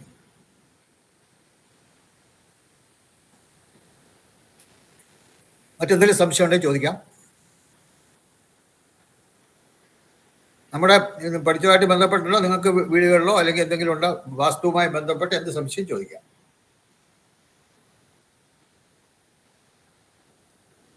സാർ ഒരു സംശയം കൂടെ ഉണ്ട്. കുറച്ച് പേരെന്താണ്? വേണുഗോപാൽ സാർ. ഓക്കെ, പറയൂ. വേണുഗോപാൽ. സാർ, പഴയ ഒരു നാലുകെട്ട് സാറ് പറഞ്ഞതുപോലെ പഴയ രീതിയിൽ ഒരേക്കറിൽ നിന്ന് നാലുകെട്ടാണ്. ഇപ്പൊ അത് ഷെയറിങ്ങും കാര്യങ്ങളും കഴിഞ്ഞ് ഇപ്പം ഒരു 10-28 സെന്റിനകത്തായി ആ നാലുകെട്ട്. അപ്പൊ അതിനായിട്ട് എന്തെങ്കിലും ദോഷങ്ങൾ എങ്ങനെ വരാൻ ചാൻസ് ഉണ്ടോ? അത് നമുക്ക് ഇപ്പൊ നാലുകെട്ടിന്റെ ചോദിച്ചോട്ട് വാസമണ്ഡലം നോക്കിയിട്ട്, വാസമണ്ഡലത്തിന്റെ അളവ് നോക്കിയിട്ട് അതിന് ആ സ്ഥാനദോഷം ഇല്ലാത്ത വിധത്തിൽ വരാൻ ഇപ്പൊ നമ്മൾ ഈ നാലുകെട്ട് കംപ്ലീറ്റ് ആയിട്ടുള്ള ഒരു ബിൽഡിംഗ് അല്ലെങ്കിൽ ഒരു വീട് എന്നുള്ള കൺസെപ്റ്റ് എടുക്കും. ആ വീട് ഇപ്പൊ നമ്മൾ ഏത് വശത്താണ് അതിന്റെ മുൻവശം, ഈ വീടിന്റെ മുൻവശം കിഴക്കാണ്, അതിന്റെ കിഴക്കുള്ള റോഡ് വന്ന് കിഴക്കുവശമാണോ മുൻവശം വരുന്നത്. ഈ നാലുകെട്ട് ഏത് വശവും മുൻവശമായിട്ട് വെക്കാൻ പറ്റും നാലുകെട്ടിന്. അപ്പൊ ഇതിൽ ഏത് വശമാണ് മുൻവശം വരുന്നതെന്ന് ചോദിച്ചാൽ അതിന് കറസ്പോണ്ടിങ് ആയിട്ട് വേണം. ഉദാഹരണത്തിന് കിഴക്കോട്ടാണ് വീട് ഫേസ് ചെയ്യുന്നതെങ്കിൽ, ഈ നാലുകെട്ട് ഫേസ് ചെയ്യുന്ന കിഴക്കോട്ടാണെങ്കിൽ നമ്മൾ തെക്ക് പടിഞ്ഞാറ് വാസ്തുമണ്ഡലത്തിൽ തെക്ക് പടിഞ്ഞാറ് ഭാഗത്തേക്ക് വേണം ഈ കംപ്ലീറ്റ് ബിൽഡിംഗ് വരാൻ. അപ്പൊ അത് ഓരോന്നിനും മാറി മാറി വരും. അപ്പൊ അങ്ങനെ ആ കറക്റ്റ് സ്ഥാനത്താണ് ഉള്ളതെന്ന് നമ്മൾ ഉറപ്പ് വരുത്തുള്ളൂ. വേറെ അതിന്റെ വാസ്തുമണ്ഡലത്തിന്റെ അളവ് കുറഞ്ഞുകൊണ്ട് കാര്യമില്ല, സാരമില്ല. പക്ഷെ പിശാച വീതി മിനിമം എല്ലായിടത്തും വേണം. എല്ലാ 4 വശത്തും ആ മിനിമം പിശാച വീതി, അതായത് ഫ്രീ ആയിട്ട് തടസ്സമില്ലാതെ ആ നെഗറ്റീവ് എനർജി ഫ്ലോ ചെയ്യാനായിട്ടൊരു ചുറ്റുമുള്ള പിശാച വീതി എന്ന് പറയുന്നത് അതാണ്. നെഗറ്റീവ് എനർജി ഫ്ലോ ചെയ്യാനുള്ള വീതി എന്ന് വെച്ചാൽ വഴി. ആ നെഗറ്റീവ് എനർജി ഫ്ലോ ചെയ്യാനുള്ള ഒരു വഴി നമ്മൾ വീടിന് ചുറ്റും നമ്മുടെ കോമ്പൗണ്ട് വാളിന് ഇടയ്ക്കായിട്ട് കൊടുക്കണം. അപ്പൊ അതിന് തടസ്സം വരാത്ത വിധത്തിലും, അതുപോലെ തന്നെ ഏത് ഭാഗത്തോട്ടാണെന്ന് വെച്ചാൽ ഏത് ദിശയിലേക്കാണോ വീട് ഫേസ് ചെയ്യുന്നത് അതിനനുസരിച്ച് ഇപ്പൊ തെക്കിനി, പടിഞ്ഞാറ്റി, വടക്കിനി എന്നൊക്കെ ഇത് വരുന്ന നാലുകെട്ടാകുമ്പോൾ 4 വരും. തെക്കിനിയും കിഴക്കിനിയും പടിഞ്ഞാറ്റിയും വടക്കിനിയും പിന്നെ കോൺശാലകൾ ഇതെല്ലാം നാലുകെട്ട് വരും. അപ്പൊ ആ നാലുകെട്ട് കംപ്ലീറ്റ് ആയിട്ട് എങ്ങോട്ട് മാറി നിൽക്കണം, വാസ്തുമണ്ഡലത്തിന്റെ ഏത് ഭാഗത്തേക്ക് മാറി നിൽക്കണം എന്നുള്ളത് ഇത് ഏത് ഡയറക്ഷനിലേക്ക് ഫേസ് ചെയ്യുന്നു എന്നതിനെ ആശ്രയിച്ചിരിക്കും. അപ്പൊ അതും കറക്റ്റ് ആയിരിക്കണം. ഇപ്പൊ ഉദാഹരണത്തിന് കിഴക്കോട്ട് ഫേസ് ചെയ്യുന്ന ഒരു വീടാണെങ്കിൽ, നാലുകെട്ട് കിഴക്കോട്ട് ഫേസ് ചെയ്യുകയാണെങ്കിൽ അത് എങ്ങോട്ട് ഫേസ് ചെയ്യുന്ന വീടായാലും വാസ്തുമണ്ഡലത്തിൽ തെക്ക് കിഴക്കോട്ടോ അല്ലെങ്കിൽ വടക്ക് പടിഞ്ഞാറോട്ടോ, അതായത് തെക്ക് കിഴക്കെന്ന് പറഞ്ഞാൽ അഗ്നിമൂല എന്ന് പറയും, വടക്ക് പടിഞ്ഞാറ് പറഞ്ഞാൽ വായുമൂല എന്ന് പറയും. അഗ്നിമൂലയിലോട്ടോ വായുമൂലയിലോട്ടോ മാറിയിരിക്കാൻ പാടില്ല. അങ്ങനെ വരുന്നത് ദോഷമാണ്. അതേസമയം ഈശാന്യമൂല എന്ന് പറയുന്നത് നോർത്ത് ഈസ്റ്റ്, കന്നിമൂല എന്ന് പറഞ്ഞാൽ സൗത്ത് വെസ്റ്റ്. കിഴക്കോട്ടോ വടക്കോട്ടോ ഫേസ് ചെയ്യുന്ന നാലുകെട്ട് തെക്ക് പടിഞ്ഞാറ് ഭാഗം, അതായത് കന്നിമൂലയുടെ ഭാഗത്തേക്കും, അതേസമയം വടക്കോട്ടോ കിഴക്കോട്ടോ ഫേസ് ചെയ്യുന്നതാണെങ്കിൽ, വടക്കോട്ടോ തെക്കോട്ടോ പടിഞ്ഞാറോട്ടോ തെക്കോട്ടോ ഫേസ് ചെയ്യുന്നതാണെങ്കിൽ ഈശാന്യമൂല അല്ലെങ്കിൽ നോർത്ത് ഈസ്റ്റിലേക്ക് മാറി നിൽക്കുന്നതാണ് നല്ലത്. അപ്പൊ അതൊക്കെ നോക്കി ചെയ്യണമെന്നേ ഉള്ളൂ. അപ്പൊ അല്ലാതെ പണ്ടുണ്ടായിരുന്ന അത്രയും വിസ്താരം ഇല്ലെന്ന് വെച്ചില്ല. പക്ഷെ പുതിയ വാസ്തുമണ്ഡലം വാസ്തുപൂജയൊക്കെ ചെയ്യണം. അവിടെ വാസ്തുമണ്ഡലത്തിന്റെ അളവ് മാറുമ്പം അതിനനുസരിച്ച് വാസ്തുപൂജ വീണ്ടും ചെയ്യണം. പുതിയ വാസ്തുമണ്ഡലത്തിൽ വാസ്തുപൂജ ചെയ്യണം. അതെ ഇപ്പൊ സാറ് പറഞ്ഞ പോലെ സ്ഥാനനിർണ്ണയത്തിൽ മഹാക്ഷേത്രം, മധ്യമക്ഷേത്രം, അല്പക്ഷേത്രം. ഇപ്പൊ പറഞ്ഞ പോലെ അല്പക്ഷേത്രത്തിലാണല്ലോ ഇപ്പോഴത്തെ വീടുകളെല്ലാം. അതെ. അപ്പൊ ഈ 4 കെട്ട് ഒരേക്കറിൽ നിൽക്കുന്ന ഏകദേശം ഈ പറഞ്ഞ പോലെ മഹാക്ഷേത്രത്തിലോ മധ്യമക്ഷേത്രത്തിലോ ആയിരിക്കുമല്ലോ അത് വന്നിരിക്കുന്നത്. അല്ല, അതിപ്പോ നമ്മൾ ഇപ്പൊ ഉള്ള ഏതാ നോക്കുക. ഇപ്പൊ അതിന്റെ ചുറ്റളവ് കുറഞ്ഞിട്ടുണ്ടെങ്കിൽ, പുരയിടത്തിന്റെ വലിപ്പം കുറഞ്ഞിട്ടുണ്ടെങ്കിൽ ഇപ്പൊ ഉള്ളത് അല്പക്ഷേത്രമാണോ മധ്യമക്ഷേത്രമാണോ മഹാക്ഷേത്രമാണോ നോക്കിയിട്ട് അതനുസരിച്ച് നമുക്കത് ചേഞ്ച് ചെയ്യണം. അത് ചെയ്യാൻ പറ്റും. ശരി സാർ, ശരി. ഓക്കെ ഓക്കെ ഓക്കെ സാർ, ഞാൻ ചോദിച്ചതാണ്. ഓക്കെ സാർ, ഞാൻ പിന്നെ അതിനെപ്പറ്റി ഡീറ്റെയിൽ ചോദിച്ചോളാം sir. Okay okay, thank you sir. പിന്നെ മറ്റെന്തെങ്കിലും സംശയങ്ങൾ? സാർ ഒരു സംശയം, ഈ പേരൊന്ന് പറഞ്ഞിട്ട്.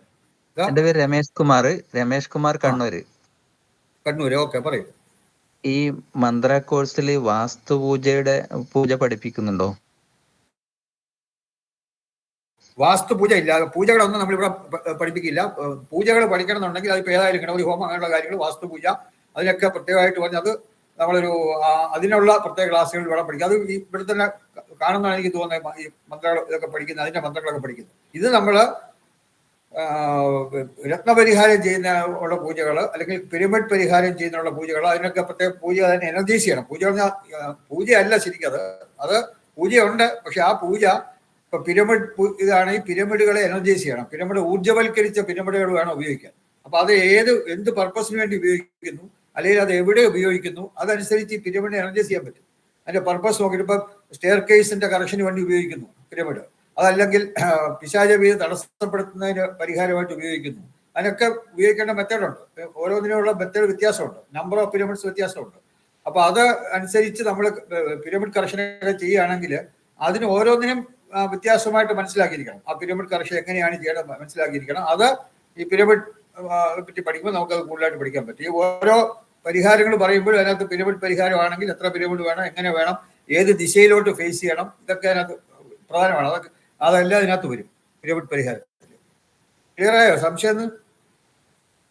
ക്ലിയർ ആയി സർ. ഓക്കെ, മറ്റെന്തെങ്കിലും?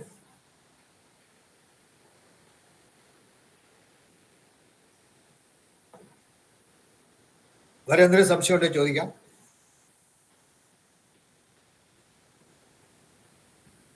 സംശയമൊന്നുമില്ല? ഓക്കെ, അപ്പൊ സംശയമൊന്നുമില്ല എന്ന് വിചാരിക്കുന്നു. നമുക്ക് ഞാൻ നേരത്തെ പറഞ്ഞ പോലെ എല്ലാ ക്ലാസ്സിലും അറ്റൻഡ് ചെയ്യും. ഏറ്റവും പ്രധാനം അതാണ്. കാരണം ക്ലാസ്സിൽ വെച്ച് നമുക്ക് നേരിട്ട് മനസ്സിലാക്കുന്നത് പോലെ അത് പിന്നെ മനസ്സിലാക്കാൻ ഒക്കില്ല. അതുകൊണ്ട് നിവർത്തിയുള്ളിടത്തോളം അൺഅവോയ്ഡബിൾ ആയിട്ടുള്ള ചില കാര്യങ്ങൾ വരുമ്പോൾ ചിലപ്പോൾ നമുക്ക് പറ്റുന്ന, പക്ഷെ ഞാനിത് എല്ലാപ്പോഴും പറയുന്നതാണെങ്കിലും പല ക്ലാസ്സിലും ചില ആൾക്കാർ ഇതിന് പിന്നീട് പിന്നെ ഇതിന്റെ വീഡിയോ കിട്ടുമല്ലോ, ക്ലാസ്സിന്റെ വീഡിയോ കിട്ടുന്നൊക്കെ വിചാരിച്ചു. പക്ഷെ പലപ്പോഴും ചിലപ്പം വീഡിയോ കിട്ടിയില്ലെന്ന് വരും. അപ്പൊ അതുകൊണ്ട് ക്ലാസ് അറ്റൻഡ് ചെയ്യുന്നത് ഏറ്റവും പ്രധാനമായിട്ട് വയ്ക്കുക. മാത്രമല്ല, നിങ്ങൾക്ക് എന്തെങ്കിലും സംശയം, നിങ്ങൾ ഒരു കാര്യം ചെയ്യേണ്ടത് ഈ ഓരോ വീഡിയോകളൊക്കെ പോകുമ്പോൾ അവിടെയൊക്കെ കാണുന്ന കാര്യങ്ങളൊക്കെ എന്തെങ്കിലുമൊക്കെ നോട്ട് ചെയ്യുക.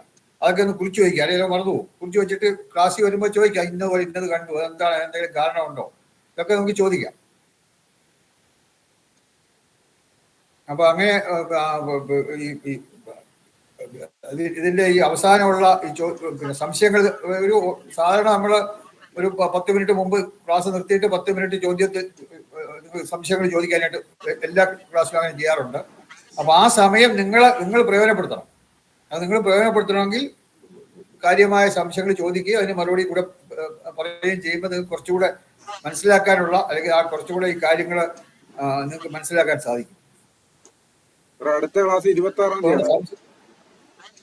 26-ാം തീയതിയാണ് അടുത്ത ക്ലാസ്. ഡിസംബർ 26. അതിന് പ്രത്യേക ഗ്രൂപ്പുകൾ ഉണ്ടാക്കിയിട്ടുണ്ടോ? ഇല്ല, ഇനി അകത്തേ ഉള്ളൂ അല്ലേ? അതിനി അകത്തേ ഉള്ളൂ. അപ്പൊ വേറെ സംശയങ്ങളൊന്നും ഇല്ലെന്ന് വിചാരിക്കുന്നു. സംശയങ്ങളൊന്നും ഇല്ലെങ്കിൽ ക്ലാസ് ഇപ്പൊ നിർത്താൻ പോവാണ്. എന്തെങ്കിലും സംശയം ഉണ്ടെങ്കിൽ ചോദിക്കാം. ഓക്കെ, അപ്പൊ ക്ലാസ് ഓഫ് ചെയ്യുന്നു. എല്ലാവർക്കും നമസ്കാരം.